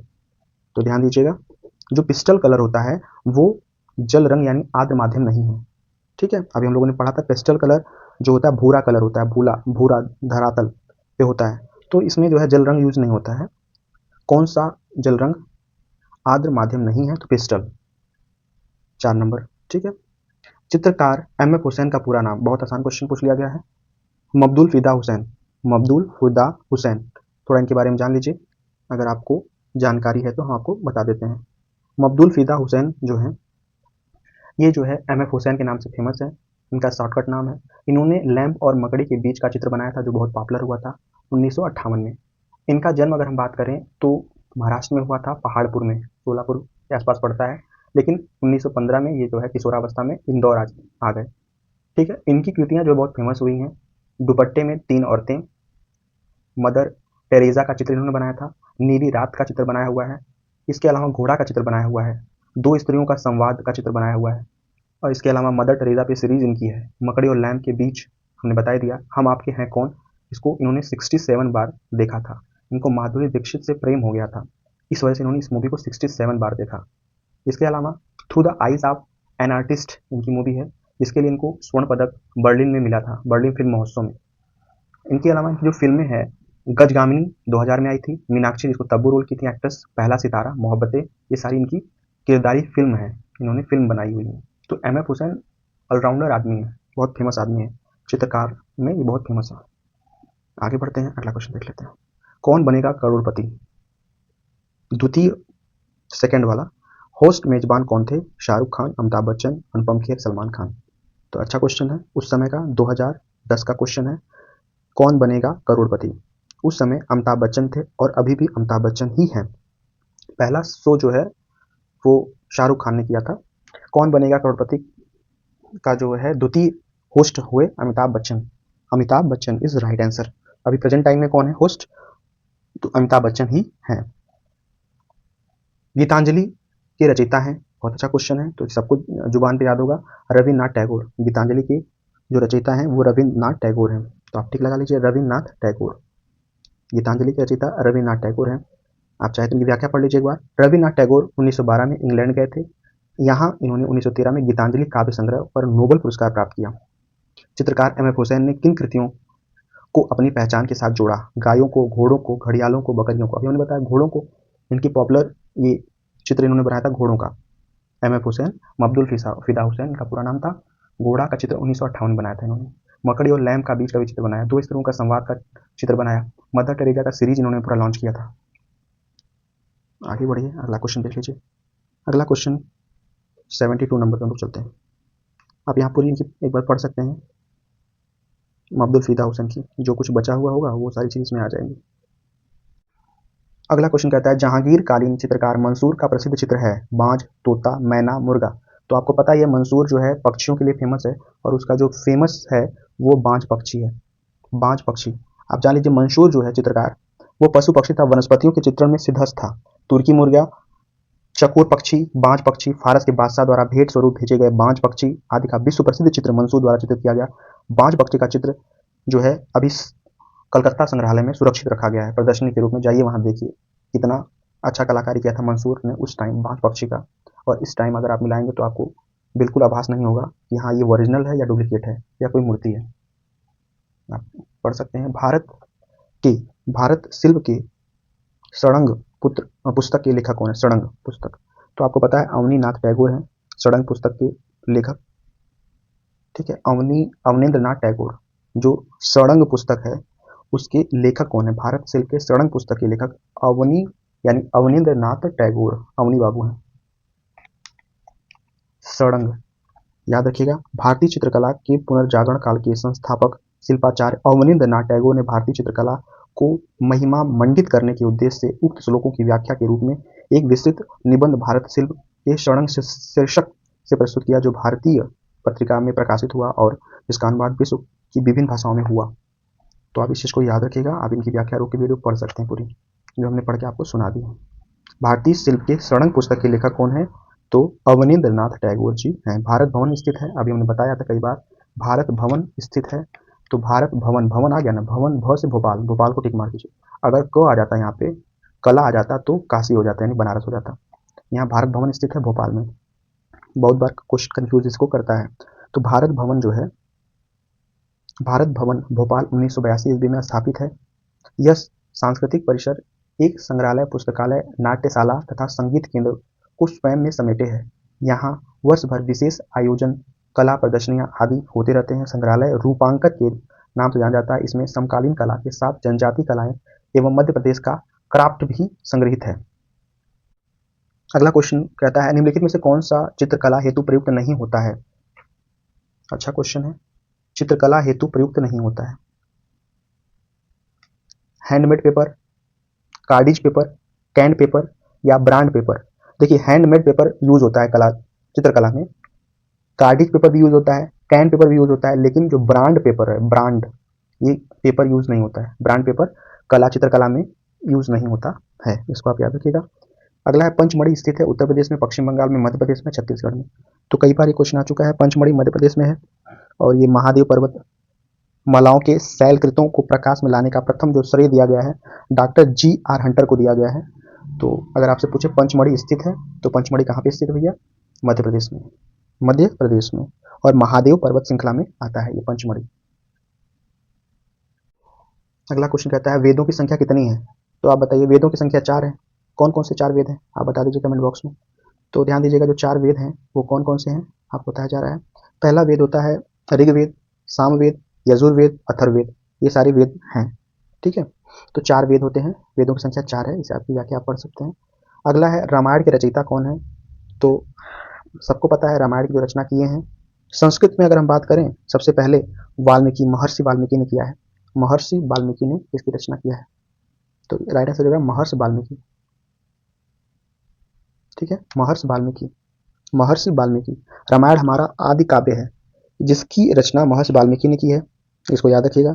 Ramayan के रचनाकार के विषय में पर्याप्त मतभेद है। विंटरनित्ज का विचार है कि मूलतः इस ग्रंथ की रचना ईस्वी पूर्व 4वीं शताब्दी में हुई तथा इसका अंतिम स्वरूप 2री शताब्दी ईस्वी के लगभग निश्चित हुआ था। तो रामायण की बात अगर किया जाए, जहाँ पे तुलसीदास भी रहे, वो रामचरितमानस है, और रामायण संस्कृत में लिखा गया है, महर्षि वाल्मीकि ने लिखा है, इसको याद रखिएगा, कंफ्यूज मत रहिएगा। आचार्य भरत मुनि के अनुसार रसों की कितनी संख्या है? तो हम लोगों ने कई बार हिंदी में पढ़ा है। तो आचार्य भरत मुनि ने रसों की संख्या 8 बताई है। कितनी बताई है? 8। तो राइट आंसर क्या हो जाएगा? 8। 8 पे टिक लगाइए, ठीक है। भरत मुनि ने अपने नाट्यशास्त्र में जो रस के विषय में सविस्तार विवेचन किया। रस का आधार है भाव, सामान्यतः 9 भाव कहे गए हैं, किंतु भारत ने केवल 8 अस्थायी भाव और 8 ही रस माने हैं। आगे हम बात करते हैं, चित्रकला के कितने तत्व माने गए हैं? 6, 7, 5, 3। तो चित्रकला के मूलतः 6 जो है तत्व माने गए हैं। हम 6 तत्व को लिख के आपको बता देते हैं कौन कौन से 6 तत्व हैं। पहला है रेखा, पहला रेखा। दूसरा है वर्ण, रेखा वर्ण। तीसरा है तान, क्या है? तान। वर्ण, रेखा, वर्ण, तान। फिर है गठन, फिर है आकृति, आकृति, और आखिरी में है अंतराल, अंतराल। यही जो है 6 आपके मूल तत्व हैं चित्रकला के। कौन कौन से इंपॉर्टेंट है इसे याद रखिएगा। रेखा, वर्ण, तान, गठन, आकृति, अंतराल। आगे बढ़ते हैं, यहाँ पे भी लिखा है, पढ़ सकते हैं। कांगड़ा शैली के चित्रों के मुख्य चरण हैं। कांगड़ा शैली की अगर हम बात करें, तो कृष्ण राधा के प्रेम का, राम सीता के प्रेम का, शिव पार्वती के प्रेम का, कामदेव इमरती के प्रेम का। तो कांगड़ा चित्र शैली का जो मुख्य विषय है आपको पता होगा, चूंकि कांगड़ा जो शैली है वो पहाड़ी शैली से मिलती जुलती शैली है। कांगड़ा शैली, कांगड़ा की कला वास्तव में प्रेम और उत्साह की कला थी। और प्रेम और उत्साह किसमें होता है? राधा और कृष्ण, कृष्ण और राधा। तो इसका राइट आंसर क्या हो जाएगा? कृष्ण और राधा के प्रेम का। कांगड़ा की कला वास्तव में प्रेम और उल्लाह की कला थी। राधा को कृष्ण के द्वारा अचानक देखा जाना और राधा का शर्माना, नायिका का घूंघट की ओर में होना, रात्रि में बेचैनी से प्रियतम को मिलने जाना, राधा कृष्ण का एक दूसरे को निहारना, प्रीतम का प्रियतमा से मिलन आदि विषयों को कांगड़ा के कलाकारों ने बहुत ही स्वाभाविक विधि से चित्रित किया है। तो कांगड़ा शैली के चित्र मुख्य रूप से चित्रण है कृष्ण और राधा के प्रेम का। ठीक है, आगे बढ़ते हैं। आइए दोस्तों अगला क्वेश्चन देखते हैं। अगला क्वेश्चन कहता है जोधाबाई पत्नी थी अकबर की, जहांगीर की, शाहजहां की, औरंगजेब की। तो सबको पता है जोधाबाई किसकी पत्नी थी? महान अकबर, अकबर की पत्नी थी जोधाबाई। ठीक है, ये आप याद रखिएगा। आगे बढ़ते हैं, अगला क्वेश्चन देख लेते हैं, इसे आप पढ़ सकते हैं एक बार। जैसा कि आप जान रहे होंगे कि अकबर ने जो शादी किया था वो जोधाबाई से किया था। वो कौन थी? वो आमेर के राजा बिहारी मल की पुत्री थी और उनको धार्मिक स्वतंत्रता दी, क्योंकि अकबर तो मुस्लिम था लेकिन जोधाबाई मुस्लिम नहीं थी। तो इस वजह से उनको धार्मिक स्वतंत्रता मिली कि आप अपने धर्म का पालन करिए। उन्हीं का पुत्र सलीम यानी बाद में जहांगीर हुआ उत्तराधिकारी। तो आपको पता होना चाहिए क्रम, अगर आपसे बात कर लिया जाए क्रम क्या होगा। सबसे पहले कौन आया बताइए आप लोग? बाबर, बाबर का लड़का हुमायूं, हुमायूं का लड़का अकबर, अकबर का लड़का जहांगीर, जहांगीर का लड़का औरंगजेब, सॉरी जहांगीर का लड़का शाहजहां, शाहजहां का लड़का औरंगजेब। तो ये क्रम याद रखिएगा, आपको याद होना चाहिए। अगला कहता है रेखाओं द्वारा भाव प्रदर्शन किस शैली की विशेषता है? रेखाओं द्वारा भाव प्रदर्शन जो है वो किस शैली की विशेषता है? क्या वो अजंता की विशेषता है, बाघ गुफा की विशेषता है, मुगल की विशेषता है, राजस्थानी कला की विशेषता है या राजस्थानी शैली की विशेषता है? बताइए। तो ध्यान दीजिएगा आप, ये अजंता गुफा की विशेषता है। तो इसका राइट आंसर हो जाएगा अजंता। अब अजंता गुफा के बारे में आप लोग जान लीजिए। अजंता गुफा कहाँ पे है? मैंने कई बार बताया है, अजंता गुफा औरंगाबाद महाराष्ट्र में है। कुल 30 गुफाएं इसके अंतर्गत आती हैं। पहली गुफा में पद्मपाणि अवलोकितेश्वर का चित्र बना हुआ है गुफा नंबर 1 में। गुफा नंबर 16 में मरणासन राजकुमारी का चित्र बना हुआ है। 17 में भिक्षुक बुद्ध का चित्र है। तो अजंता की गुफा जो है कुल टोटल 30 गुफाएं हैं। पहले 29 थी, बाद में एक गुफा और खोजी गई। तो याद रखिएगा। बाघ गुफा के बारे में बता दिया हमने। बाघ गुफा धार जिला मध्य प्रदेश में पड़ता है। कुल 9 गुफा है। पहली गुफा को गिरी गुफा, दूसरी को गुसाई या पंच पांडु, तीसरी को हाथी खाना, चौथी को रंगमहल, पांचवी को पाठशाला, छठी, सातवीं, आठवीं और 9वीं गुफा का मार्ग अवरुद्ध है। ठीक है, इसके अलावा एलोरा की बात कर लें। एलोरा में 34 गुफाएं हैं, महाराष्ट्र में पड़ता है। 17 हिंदू की गुफा है, 5 जैन की गुफा है और 12 बौद्ध की गुफा है। ये सारी चीजें आपको याद होनी चाहिए। आगे बढ़ते हैं, इसे आप पढ़ भी सकते हैं एक बार।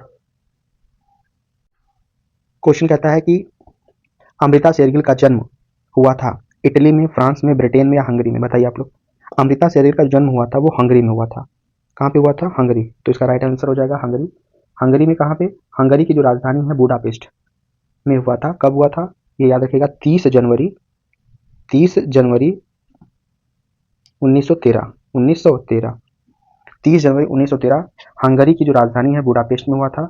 इनके जो पिता थे एक अभिजात सिख जमींदार थे, कई भाषाओं के विद्वान एवं कवि थे।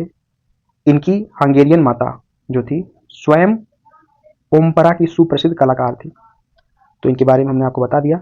अमृता शेरगिल का जन्म कहाँ हुआ था? हंगरी की राजधानी बुडापेस्ट में हुआ था। कब हुआ था? 30 जनवरी 1913 को हुआ था। इसको याद रखिएगा, आप इनकी व्याख्या भी पढ़ सकते हैं। अगला क्वेश्चन कहता है निम्नलिखित में से कौन ललित कला अकादमी का पब्लिकेशन है? निम्नलिखित में से कौन ललित कला अकादमी का पब्लिकेशन है? समकालीन कला, कथ्य, रूप, हंस, आजकल। अच्छा क्वेश्चन है, आप बताइए इसमें कौन ललित कला अकादमी का पब्लिकेशन है? पब्लिकेशन किसका? ललित कला अकादमी का पब्लिकेशन। तो जो ऑप्शन नंबर फर्स्ट है समकालीन कला, समकालीन कला पब्लिकेशन, यही है ललित कला अकादमी का पब्लिकेशन, समकालीन कला। इसको याद रखिएगा। जो समकालीन कला पत्रिका का जो प्रकाशन हुआ था ये 1982 में हुआ था। कब हुआ था? 1982 में से स्टार्ट हुआ। हिंदी में अपने ढंग से यह एक अकेली पत्रिका थी। ठीक है, तो समकालीन कला कैसी पब्लिकेशन था? हिंदी पब्लिकेशन था और 1982 में इसको शुरू किया गया था। ललित कला अकादमी ने समकालीन कला पत्रिका का प्रकाशन 1982 में किया था। तो इसका राइट आंसर हो जाएगा 1982 यानी समकालीन कला। इसकी व्याख्या पढ़ सकते हैं आप। अगला क्वेश्चन कहता है प्रसिद्ध चित्र गुर्निका के चित्रकार हैं। कई बार पूछा गया है, प्रीवियस ईयर में आया हुआ क्वेश्चन है। गुर्निका के चित्रकार हैं ब्रांक है, पिकासो हैं, रैफेल हैं या माइकल एंजेलो हैं? तो हम लोगों ने कई बार डिस्कशन किया है, पाब्लो पिकासो ने ही गुर्निका की चित्रकारी की है। आप इसे पढ़ सकते हैं, जो स्क्रीन पे लिखा हुआ है। क्या लिखा हुआ है कि गोर्निका जो पेंटिंग है, जो पाब्लो पिकासो ने बनाया है, गोर्निका नामक यह पेंटिंग स्पेनिश गृह युद्ध के दौरान गोर्निका पर नाजी जर्मनी बमबारी का सामना करने वाले व्यक्तियों द्वारा अनुभव की गई पीड़ा को दर्शाती एक अमूर्त पेंटिंग है। पाब्लो ने इस पेंटिंग के माध्यम से क्या दिखाना चाहते थे? तो वह जो दिखाना चाहते थे, वह युद्ध के अत्याचारों और फांसीवादी बुराइयों को दिखाना चाहते थे। अभी हम आपको चित्र दिखाएंगे, जो पाब्लो पिकासो का गोर्निका पेंटिंग है, उसमें आप खुद देख के ये एहसास करेंगे कि इसमें जो है, जो बमबारी हुई थी जर्मन में, है ना, गोर्निका नामक पेंटिंग, जो स्पेनिश गृह युद्ध चल रहा था, स्पेन में जो है गृह युद्ध चल रहा था, उसके दौरान नाजी जर्मनी, जो जर्मन बमबारी का सामना करने वाले व्यक्तियों द्वारा अनुभव की गई पीड़ा को दर्शाने एवं अमूर्त पेंटिंग है। उसको देख के आपको लगेगा कि हाँ भाई, ये जो है, इतने लोग जो है बमबारी का सामना कर रहे हैं, कहीं किसी का पैर टूटा हुआ है, किसी का हाथ टूटा हुआ है, कोई विकलांग पैदा हो रहा है, तो वो सारी चीज़ें उस पेंटिंग में दिखाई जाएगी, जिसके बारे में हम लोग जिक्र कर रहे हैं, पाब्लो पिकासो की पेंटिंग गोर्निका के बारे में। आइए हम लोग पेंटिंग देखते हैं। ये आप स्क्रीन पे पेंटिंग देख पा रहे हैं, ये पेंटिंग किसकी है? पाब्लो पिकासो की पेंटिंग है। इस पेंटिंग का नाम है गोर्निका। क्या नाम है? ये पेंटिंग का नाम है गोर्निका पेंटिंग। ठीक है, आप जो स्क्रीन पे देख पा रहे हैं। ठीक है, इस पेंटिंग को लोग देखने के लिए जाते हैं। और आपको पता है, पाब्लो पिकासो अति यथार्थवादी एवं घनवादी शैलियों का भावनापूर्ण उत्कर्ष उनके 1937 में बनाए गए विश्व विख्यात चित्र गोर्निका में देखने को मिलता है। ये जो बनाया था इन्होंने 1937 में, ये पूछा जा सकता है गोर्निका पेंटिंग पाब्लो पिकासो ने कब बनाई थी? 1937 में बनाई थी। और आपको बता दें पाब्लो पिकासो के बारे में थोड़ा सा, इनका जन्म 25 अक्टूबर 1881 स्पेन में हुआ था, और इनकी मृत्यु 1975 में हुई थी, 20वीं शताब्दी के आसपास। आप इसे कह सकते हैं 20वीं शताब्दी। ठीक है, जर्मनी तानाशाही जो थी उस समय 1937 गोर्निका पेंटिंग में ये दर्शाया गया था। गोर्निका पेंटिंग के माध्यम से जर्मनी तानाशाही को दर्शाया गया था, जैसा कि हमने आपको स्क्रीन पर बताया और समझाया। और ये घनवादी शैलियों से संबंधित है पाब्लो पिकासो। कभी कभी ये चित्र का जो है आपसे पूछ लेगा कि इसका माप क्या है। ये 11/12 इंच इंटू 25.1/2 इंच उन्होंने पेरिस में प्रदर्शनी के स्पेनिश विभाग में रखने के लिए बनाया। व उनके लिए कई रेखाचित्र व अभ्यास चित्र बनाए। ऐसा किया इन्होंने पाब्लो पिकासो ने। ठीक है, चलिए आगे बढ़ते हैं हम लोग। स्क्रीन पे आप इसे पढ़ सकते हैं, वीडियो को रोक के। आगे बढ़ते हैं, नेक्स्ट क्वेश्चन। अगला क्वेश्चन कहता है, नीला रंग आयातित है ईरान से, इराक से, अफगानिस्तान से, इटली से। तो याद रखिएगा, जो नीला रंग है, ब्लू वाटर या ब्लू रंग, कहाँ से लिया गया है? Afghanistan. Afghanistan is right answer हो जाएगा। ब्लू के लिए अफगानिस्तान भागी। कहाँ भागी? अफगानिस्तान। तो नीला रंग जो है आयातित है, कहाँ से लिया गया? अफगानिस्तान से लिया गया। ओपेक कहते हैं पारदर्शी रंग को, अपारदर्शी रंग को, पेस्टल रंग को या ऑयल रंग को। तो ओपेक कहते हैं, ये पुराना क्वेश्चन पूछा गया, रिपीटेड है। तो ओपेक कहते हैं अपारदर्शी रंग को, अपारदर्शी रंग को ओपेक कहा जाता है। ठीक है, ओपेक अपारदर्शी रंग को कहा जाता है। जमुना देवी किस प्रकार की लोक कला से संबंध रखती हैं? वर्ली, भीम पिथौरा से, मधुबनी से या मांडना से। तो याद रखिएगा, जो जमुना देवी का संबंध है वो है कहाँ से? मधुबनी से। जमुना देवी का जो संबंध है वो मधुबनी से है। आपको पता होगा, मधुबनी में ही जो है, मधुबनी की पेंटिंग फेमस है राष्ट्रीय स्तर पे। मधुबनी का नाम बहुत फेमस है मधुबनी की पेंटिंग के लिए। बिहार में मधुबनी को जाना जाता है। और जो जमुना देवी थी, उनको राष्ट्रीय पुरस्कार से भी सम्मानित किया गया है। जमुना देवी राष्ट्रीय पुरस्कार प्राप्त मधुबनी चित्रकार हैं। ठीक है, तो याद रखिएगा, तो जमुना देवी का संबंध मधुबनी से है, और मधुबनी से इनको ही क्यों जाना जाता है? क्योंकि इनको राष्ट्रीय पुरस्कार भी सम्मानित किया गया है। राष्ट्रीय पुरस्कार से सम्मानित इनको किया गया है। हड़प्पा का संबंध है इंडस वैली से, मिस्र से, ईरान से, ग्रीक से। तो हड़प्पा का संबंध आपको पता ही होगा, इंडस वैली यानी सिंधु घाटी सभ्यता से है हड़प्पा का संबंध। सबसे पहले खुदाई यहीं पे हुई थी। शांति निकेतन किस राज्य में स्थित है? तो शांति निकेतन पश्चिम बंगाल राज्य में स्थित है। पश्चिम बंगाल इज राइट आंसर हो जाएगा। शांति निकेतन का संबंध है रविन्द्रनाथ टैगोर से। अब इनकी पूरी व्याख्या पढ़ सकते हैं। आगे हम लोग बढ़ते हैं। मधुबनी किस राज्य की लोक कला से संबंधित है? तो मधुबनी, अभी हमने बताया, मधुबनी बिहार से संबंधित है। और मधुबनी में जो है जमुना देवी को राष्ट्रीय पुरस्कार से भी सम्मानित किया गया है। तो इसका आंसर हो जाएगा बिहार। आगे बढ़ते हैं। आप इसकी व्याख्या पढ़ सकते हैं, वीडियो को रोक के। अगला क्वेश्चन, जैसा कि आपको बता दें, हर राज्य की अलग अलग लोक कलाकारी है। ठीक है, तो लोक कला अगर हम बात करें महाराष्ट्र की, तो महाराष्ट्र की लोक कला जो है वो वर्ली का चित्र है। हैदराबाद की अगर हम बात कर लें तो कलमकारी है। राजस्थान की बात करें तो पिछवई है। फड़ जैसे कि पाबूजी की फड़, पश्चिम बंगाल की कंथा का कशीदारी, गुजरात, हरियाणा, मणिपुर, राजस्थान व चंबा की तरह तरह की काशीदारी। तो ये इनकी लोक कला है। जैसे कि अगर हमने मधुबनी की लोक कला बात की तो बिहार से संबंधित है, तो उसी प्रकार अगर हम बात करेंगे तो अलग अलग राज्यों की अलग अलग है। ठीक है, चलिए आगे बढ़ते हैं। अगला क्वेश्चन कहता है निम्नलिखित में से कौन मूर्तिकार है? हुसैन, एम एफ हुसैन, रजा आरा, देवी प्रसाद राय चौधरी। तो ये ध्यान दीजिएगा, ये जो तीनों दिए हैं एम एफ हुसैन, रजा और आरा, ये मूर्तिकार न होकर चित्रकार हैं, कलाकार हैं। लेकिन देवी प्रसाद राय चौधरी के बारे में अगर हम बताएं आपको तो ये मूर्तिकार हैं। क्या है? मूर्तिकार। तो राइट आंसर हो जाएगा देवी प्रसाद राय चौधरी। तो आप ध्यान दीजिएगा, देवी प्रसाद राय चौधरी का जो जन्म हुआ था वो 1899 में हुआ था, और ये कब तक जिंदा रहे थे? 1975 तक ये जिंदा रहे थे, इसको याद रखिएगा।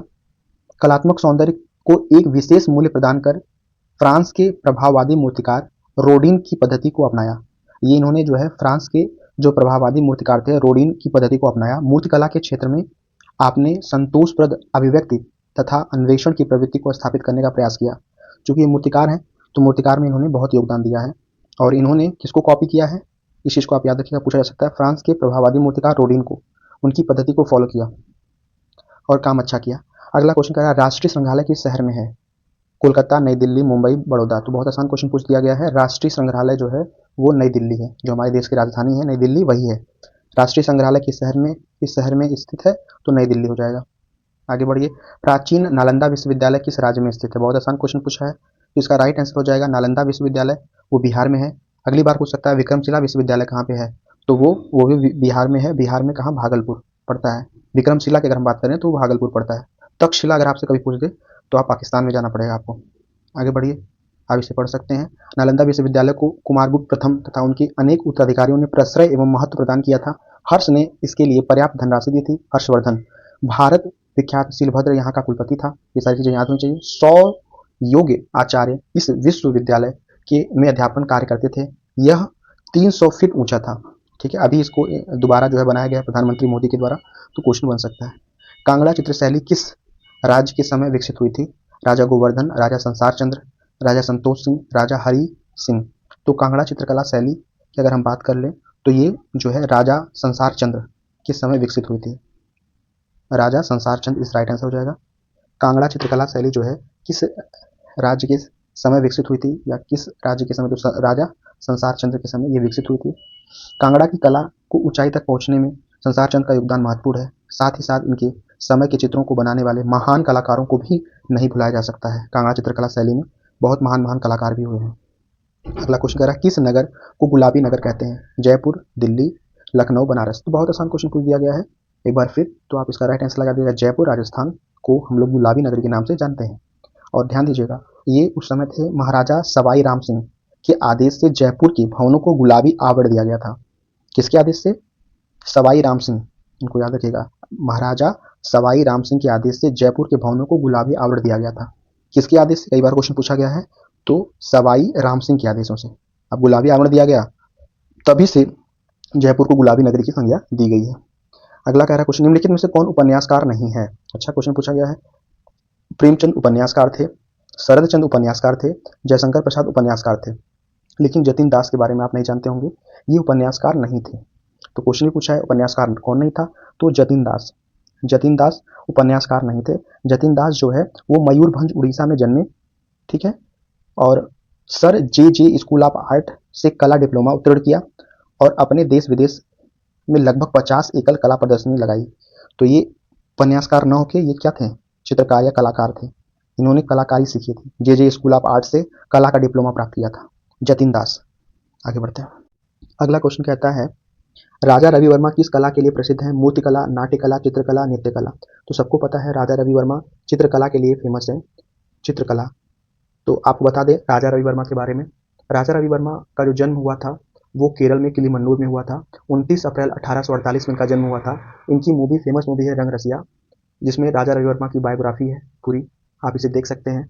और इन्होंने ही सारे चित्र जो पौराणिक चित्र है को बनाने का श्रेय प्राप्त किया। इन्होंने ही जितने पौराणिक चित्र हैं, सरस्वती माँ का चित्र हुआ, महाभारत के ऊपर चित्र हुआ, श्री राम जी का चित्र हुआ, लगभग सब इन्होंने ही दर्शाया बनाया हुआ है। आप इसकी व्याख्या भी पढ़ सकते हैं। अगला है लोक कला पर कौन सी शैली आधारित है? मुगल, किशनगढ़, कोटा, बसौली। देखिए लोक कला पर जो है बसौली शैली आधारित है। कौन सी शैली? बसौली शैली। बसौली एक छोटा सा गांव था। अगर हम बसौली की बात करें, एक छोटा सा राज्य था। यहाँ पर बहुत अधिक संख्या में चित्रों का निर्माण भी नहीं हुआ, जैसा कि हम अगर हम बात करें कांगड़ा में हुआ है, परंतु लोक कला की सादगी है, स्फूर्ति है, विलक्षणता है और ये सभी तत्व भाव संप्रेषण में पूर्णतः सहायक हैं। तो लोक कला जो है पर कौन सी शैली आधारित है, तो बसौली शैली आधारित है। इससे क्वेश्चन बना हुआ है, आप इसकी व्याख्या देख लीजिए और पढ़ लीजिए। ठीक है, आगे बढ़ते हैं। लोक कला, फिर आगे लोक कला चित्रों का माध्यम क्या है, पेस्टल, एक्रिलिक रंग, गोद मिले मिट्टी के रंग, तैल रंग। तो ध्यान दीजिएगा, अभी हमने बताया जो लोक कला है वो एक छोटा सा राज्य था, बहुत ज़्यादा इसकी शैली विकसित नहीं हुई थी, लेकिन इसमें जो है आप गोद मिले, यानी ये वाला ऑप्शन नंबर 3, गोद मिले मिट्टी के रंग लोक कला चित्रों का माध्यम था। गोद मिले मिट्टी के रंग चित्रों का माध्यम था और लोक कला जो है बसौली शैली पर आधारित थी। आगे बढ़ते हैं। प्रथम धातु निर्मित नर्तिका की मूर्ति, बहुत आसान क्वेश्चन बार बार पूछा गया है। देखिए प्राकृतिक यानी प्रागैतिहासिक इतिहास से, यानी आप अगर हम बात करें मोहनजोदड़ो आपका हुआ, हड़प्पा हुआ, ये सारी चीज़ें आपको याद रख के चलनी है। तो प्रथम धातु निर्मित नर्तकी की मूर्ति मोहनजोदड़ो से प्राप्त हुई है। और आपको बता दें जो मोहनजोदड़ो की मूर्ति थी वो धातु मूर्ति थी। सबसे उत्कृष्ट मूर्ति कांस्य नर्तकी जिसकी ऊंचाई अगर हम बात करें कितना फीट था, 4.5 फीट। ठीक है, ये हमको मोहनजोदड़ो से प्राप्त हुई है। इस मूर्ति का एक हाथ कटी पर है, दूसरा हाथ नीचे लटका हुआ है। यह हाथ कलाई से कंधे तक चूड़ियों से भरा हुआ है, जबकि कटी पर स्थित हाथ में केवल कंगन व केयूर है। आप इसकी व्याख्या देख लीजिएगा, 7.5, इसको याद रखिएगा। आगे बढ़ते हैं। अगला क्वेश्चन कहता है प्रसिद्ध चित्र जमीन के कलाकार हैं। बहुत आसान क्वेश्चन पूछ लिया गया, हमने कई बार इस पर चर्चा की है। जमीन के चित्र पे एम एफ हुसैन कहाँ मिल रहा है, एम एफ हुसैन इस राइट आंसर हो जाएगा। आप जान लीजिए एम एफ हुसैन के बारे में। एम एफ हुसैन ने जमीन जो चित्र है कलाकारी की है, चित्र बनाया हुआ है 1955 में। दो स्त्रियों का संवाद 1957 में बनाया था इन्होंने। मदर टेरेसा पे सीरीज उन्होंने निकाली थी। मकड़ी और लैंप के बीच 1958 में बनाया था। हम आपके हैं कौन, इस मूवी को 67 बार इन्होंने देखा था। ये भी महान कलाकार थे। 67 बार देखना मामूली बात है, क्योंकि इनको माधुरी दीक्षित से वो काफ़ी ज़्यादा लगाव था। घोड़ा का चित्र 1958 में इन्होंने बनाया था। नीली रात इनकी रचना है, यानी इनकी चित्र इन्होंने बनाया था। दुपट्टा में 3 औरतें, आप याद रखिएगा। इनकी मूवी बहुत सारी हैं, through the eyes of artist, Gajagamini, Meenaxi, Pehla Sitara, Mohabbatein, ये सारी इनकी मूवी थी। ठीक है, तो अब इन्हें याद रखिएगा। एम एफ हुसैन, अब्दुल फिजा हुसैन, आप यहाँ भी देख सकते हैं, आप पढ़ सकते हैं। आगे बढ़ते हैं। आप कह रहा है यहाँ पे तैल चित्रण का माध्यम है। आप लोगों ने कई बार सुना होगा कि तैल चित्रण बार बार बोला जा रहा है, आखिर उसमें कौन सा तेल यूज होता है, तो क्या सरसों का या अलसी का, अखरोट का या सोया का तेल। तो याद रखिएगा तैल माध्यम में हम हमेशा जो बीज होता है या अलसी का तेल है ना, उसका यूज करते हैं। अलसी का तेल, तैल चित्रण बनाने के लिए अलसी का तेल का यूज होता है। तो इस राइट आंसर हो जाएगा। तैल माध्यम के लिए प्राय अगर हम बात करें गिरी, गुठली अथवा बीजों से निकला हुआ कोई ऐसा तेल प्रयुक्त किया जाता है जिसमें प्राकृतिक रूप से पानी का कुछ अंश रहता है, उसमें पानी का कुछ अंश पाया जाएगा। ठीक है, इनकी व्याख्या पढ़ सकते हैं। और जो उचित समय में सूख जाता है, प्राकृतिक रूप से रंग होगा, पानी का थोड़ा बहुत अंश होगा तो वो सूख जाएगा। प्राय अलसी का तेल अगर आप देखते हैं तो ये सबसे अच्छा चीज़ है, अच्छा सिद्ध होता है। फिल्टर किया हुआ पारदर्शी निर्मल अलसी का कच्चा तेल इसके लिए सबसे श्रेष्ठ है, सर्वश्रेष्ठ माध्यम यही होता है। अगला क्वेश्चन हम देखते हैं, किसी ठोस घन में कितने सतह होते हैं। तो ये तो मैथ का क्वेश्चन हो गया। घन में आप याद रखिएगा सतह की संख्या 6 होती है। कितनी संख्या होती है, 6 सतह होती है, इसको याद रखिएगा। माइकल एंजेलो थे चित्रकार, मूर्तिकार, लेखक, संगीतकार। तो माइकल एंजेलो हम लोग जानते ही हैं। माइकल एंजेलो क्या है, माइकल एंजेलो जो है एक मूर्तिकार है। क्या है, मूर्तिकार। यहाँ आप माइकल एंजेलो के बारे में जान सकते हैं। माइकल एंजेलो का जो अगर हम पूरा नाम बात करें तो एंजेलो डी लादोविको बुओनारोती सिमोनी था। ये जो है क्या थे, पुनर्जागरण के एक अत्यंत प्रभाववादी इतालवी मूर्तिकार। देखिए ये मूर्तिकार भी हैं, चित्रकार भी हैं, वास्तुकार भी हैं और कवि भी हैं। और इन्होंने ही सिस्टन चैपल की छत और डेविड की मूर्ति जैसी कृतियों के लिए जाना जाता है इनको। आप बगल में फोटो देख पा रहे होंगे माइकल एंजेलो का। अगर हम इनके बारे में जाने तो इन्होंने मूर्ति किसकी किसकी बनाई है, पिएटा और डेविड 30 वर्ष की आयु से पहले इन्होंने बना दिया था। आगे अगर हम बात करें चित्रकारी के लिए क्यों जाना जाता है, सिस्टन चैपल की छत पर उत्कृष्ट उत्पत्ति के दृश्य और इनकी वेदी की दीवारों का अंतिम निर्णय के दृश्य। वास्तुकला, अगर हम बात करें वास्तुकला के लिए क्यों जाना जाता है, लॉरेंटियन लाइब्रेरी और सेंट पीटर बेसिलिका का डिवाइजन किया था इन्होंने। कविता, वह एक कवि भी थे। तो ये आप याद रखिएगा, इनका जन्म 6 मार्च 1475 फ्लोरेंस गणराज्य में हुआ था और मृत्यु 18 फरवरी 1556 में हुआ था रोम में। तो इन्हें याद रखिएगा। अगर ऑप्शन में दोनों देता, तीनों यानी कि चित्रकार, मूर्तिकार, वास्तुकार और कवि, तो वो सारा हो जाता, लेकिन अभी हमको ऑप्शन में केवल मूर्तिकार दिया हुआ है और चित्रकार दिया हुआ है, तो हम मूर्तिकार को प्रेफरेंस रखेंगे। यहाँ पे जैसा क्वेश्चन पूछ रहा है कि माइकल एंजेलो थे चित्रकार, मूर्तिकार, लेखक और संगीतकार, तो अभी हम प्रेफरेंस में मूर्तिकार लेके चलते हैं, लेकिन आप याद रखिएगा मूर्तिकार के साथ साथ चित्रकार और वास्तुकार और कवि भी थे ये। आगे बढ़ते हैं। उदयगिरी और खंडगिरी की गुफाएं किस काल की हैं? गुप्त काल की, मौर्य काल की, शुंग काल की, कुषाण काल की? तो ध्यान दीजिएगा, ये जो है शुंग काल की हैं, उदयगिरी और खंडगिरी की गुफाएं। शुंग काल इस राइट आंसर हो जाएगा। शुंग काल, आप इसकी व्याख्या पढ़ सकते हैं। अगला क्वेश्चन कहता है विष्णु धर्मोत्तर पुराण किस काल का है? मौर्य काल का, गुप्त काल का, शुंग काल का, कुषाण काल का? तो ध्यान दीजिएगा, ये गुप्त काल का है। विष्णु धर्मोत्तर पुराण गुप्त काल का है। विष्णु धर्मोत्तर पुराण किस काल का है? तो गुप्त काल का। भारतीय चित्रकला की प्रौढ़ परंपरा को दिग्दर्शित करने वाला विष्णु धर्मोत्तर पुराण ईसा की 4वीं-5वीं सदी की रचना मानी गई है। तो आप इसे पढ़ सकते हैं। विष्णु धर्मोत्तर पुराण किस काल का है? तो गुप्त काल का है। शिल्प रत्न के लेखक कौन थे? भरत मुनि, यशोधर पंडित, श्री कुमार, इनमें से कोई नहीं। तो शिल्प रत्न के जो लेखक हैं वो श्री कुमार हैं। क्या हो जाएगा राइट आंसर? श्री कुमार। आप इनकी व्याख्या पढ़ सकते हैं। शिल्प रत्न शिल्प शास्त्र का एक महत्वपूर्ण ग्रंथ है। इस वृहद ग्रंथ की रचना केरल प्रांत के आचार्य श्री कुमार ने किया था। तो शिल्प रत्न जो शिल्प शास्त्र का एक महत्वपूर्ण ग्रंथ है और इसकी रचना किसने किया? श्री कुमार ने किया था, और ये केरल के प्राचार्य थे यानी आचार्य थे। अमरावती स्तूप है महाराष्ट्र में, मध्य प्रदेश में, कर्नाटक में, केरल में। अमरावती से आप समझ ही गए होंगे। तो अभी जो है अमरावती आंध्र प्रदेश की राजधानी है, ठीक है, लेकिन उस समय जो है कर्नाटक में था। ये कहाँ पे? कर्नाटक। अमरावती स्तूप स्थित है कर्नाटक में। कहाँ पे है? कर्नाटक में। तो आप इसे कर्नाटक आंसर लगा दीजिएगा। शुंग कुषाण काल में दक्षिण भारत में गोदावरी और कृष्णा नदी के बीच कला की एक अन्य शैली का विकास हुआ था। इसका प्रधान केंद्र अमरावती था, जो कर्नाटक क्षेत्र के राजमार्ग पर वेगी नामक स्थान पर स्थित है। आगे बढ़िए, अगला क्वेश्चन 111 नंबर पे आइए आप। 111 नंबर क्या कह रहा है? कह रहा है केजी सुब्रमण्यम का प्रसिद्ध म्यूरल। क्या क्वेश्चन कह रहा है? केजी सुब्रमण्यम का प्रसिद्ध म्यूरल किस शहर में लगा है? दिल्ली में, मुंबई में, लखनऊ में, बनारस में? तो केजी सुब्रमण्यम के बारे में अगर हम बात करें तो ये लखनऊ से संबंधित हैं, तो इसका राइट आंसर हो जाएगा लखनऊ। केजी सुब्रमण्यम का प्रसिद्ध म्यूरल लखनऊ शहर में लगा हुआ है। सन 1962-63 ईस्वी के बीच भारतीय आधुनिक कला के प्रतिष्ठित कलाकार केजी सुब्रमण्यम ने जो कला को एक्ट ऑफ क्रिएशन मानते हैं, एक्ट ऑफ क्रिएशन मानते हैं, लखनऊ के चारबाग रेलवे स्टेशन के सामने रविंद्रालय रंगशाला की बाहरी दीवार पर ग्लेड टेराकोटा टाइल्स से एक बड़े आकार के म्यूरल को निर्मित किया। अगला पूछ रहा है अल्टामिरा की गुफा में किस जानवर का चित्र अधिक दिखाई देता है? तो आपको सबसे अधिक जंगली भैंसे का चित्र मिलेगा। और भी जानवरों का चित्र है, लेकिन सबसे अधिक में जंगली भैंसा, वीनस बोलते हैं इसे, बिसन।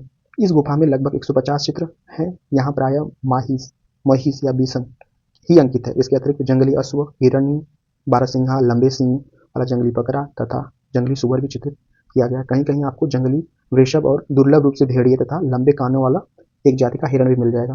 गोथिक कला संबंधित है, चित्रकला है, मूर्तिकला अभी हमने बताया था। गोथिक स्थापत्य कला है या युद्ध कला है? तो आप गोथिक को जानिए, ये स्थापत्य कला है। गोथिक क्या है? स्थापत्य कला से संबंधित है। तो इसका राइट आंसर स्थापत्य कला।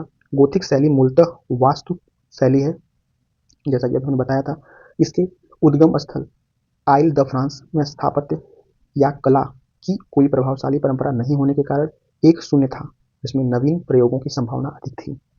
पुनरुत्थान कला का केंद्र है जर्मनी, इंग्लैंड, इटली, फ्रांस। तो अगर हम पुनरुत्थान का अगर बात करें, पुनरुत्थान कला का केंद्र इटली है। क्या है? इटली। इसका राइट आंसर हो जाएगा इटली। मूलतः इटालियन रेनासा चित्रकारों से उत्कृष्ट हो यूरोप के अन्य देशों के चित्रकारों की गतिविधियां प्रखर हो उठी थी। वैसे फ्लैंडर्स और जर्मनी में चित्रकार और पहले से ही जागरूक हो चुके थे। फिर भी यह अकाट्स सत्य है कि इटालियन रेनासा के प्रादुर्भाव के फलस्वरूप 16वीं सदी से समस्त यूरोपीय के चित्रकारों में नया जोश उत्पन्न हुआ और उनमें अनेक विश्वविख्यात प्रतिभाएं निकली। आगे बढ़ते हैं। अगला क्वेश्चन आता है 115 नंबर। अल्बर्ट ड्यूरर किस देश का कलाकार था? Italy, France, Holland, Germany? तो याद रखिएगा ये जर्मनी के थे। अल्बर्ट ड्यूरर कहाँ के थे? जर्मनी के थे। तो आप जर्मनी लगा दीजिए आंसर, और इसकी व्याख्या भी देख लीजिए। वस्तुतः केवल अल्बर्ट ड्यूरर ही जो असाधारण प्रतिभा के धनी थे, समृद्ध रूप से जर्मन कला की स्वाभाविक प्रवृत्तियों का त्याग किए बिना इटालियन पुनर्जागरणकालीन कला की विशेषताओं का आत्मसात कर सके। कलाकारों का एक दल जो सिर्फ ग्रामीण दृश्य और जंगल का चित्र का ही चित्रण करता था उसे हम लोग क्या कहते हैं, बारबीजियन ग्रुप कहते हैं। इसको याद रखिएगा, बारबीजियन ग्रुप इज राइट आंसर। इसकी व्याख्या पढ़ सकते हैं। पाल सेजा, पाल सेजा किस कला आंदोलन के अंतर्गत आते हैं? प्रभाववाद, उत्तर प्रभाववाद, नव प्रभाववाद या स्वच्छंदवाद? तो ध्यान दीजिएगा, पाल सेजा जो आते हैं वो उत्तर प्रभाववाद के अंतर्गत आते हैं। तो इसका राइट आंसर उत्तर प्रभाववाद, ऑप्शन नंबर 2 सही हो जाएगा। इसकी व्याख्या पढ़ सकते हैं। डेविड की पेंटिंग सुकरात की मृत्यु किस कलावाद के अंतर्गत आती है? जो डेविड की पेंटिंग है सुकरातवाद, सुकरात की, साक्रेटिस बोलते हैं अंग्रेजी में, सुकरात की मृत्यु किस कलावाद के अंतर्गत आती है? तो याद रखिएगा ये नव शास्त्रीवाद के अंतर्गत आती है। तो इसका आंसर हो जाएगा नव शास्त्रीवाद, ऑप्शन नंबर 2 सही हो जाएगा। जैक्सन पोलक किस देश के रहने वाले कलाकार थे? जैक्सन पोलक जो है वो रहने वाले थे अमेरिका के। कहाँ के रहने वाले थे? अमेरिका के। जैक्सन पोलक अमेरिका के रहने वाले कलाकार थे, इनको याद रखिएगा। द्वितीय विश्व युद्ध जब 1939 से 44 के बीच हुआ था, के पश्चात अमेरिका कला के एक प्रेरता के रूप में पोलक को सम्मानित किया गया। 1944 के बाद इनको सम्मानित किया गया। उनका आरंभिक कला अध्ययन न्यूयॉर्क के आर्ट स्टूडेंट्स लीग में थॉमस बेल्टन के मार्गदर्शन में हुआ। अगला है तेओदारो जेरिको किस कला आंदोलन के अंतर्गत आते हैं? तो याद रखिएगा, जो तेओदारो हैं ये जो आते हैं रोमांसवाद के अंतर्गत आते हैं। तेओदारो जेरिको रोमांसवाद के अंतर्गत आते हैं। आप इनकी एक बार व्याख्या पूरी पढ़ लीजिए।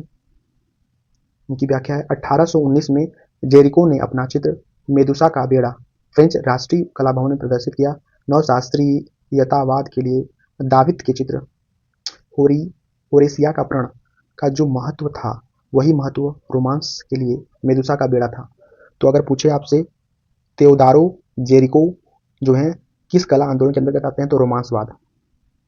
किस हिंदू कवि केशव की कृति रसिक प्रिया, बहुत अच्छी हिंदी की कविता है, मतलब हिंदी में अगर आप बात करें तो ये रसिक प्रिया से काफी बार क्वेश्चन बना हुआ है।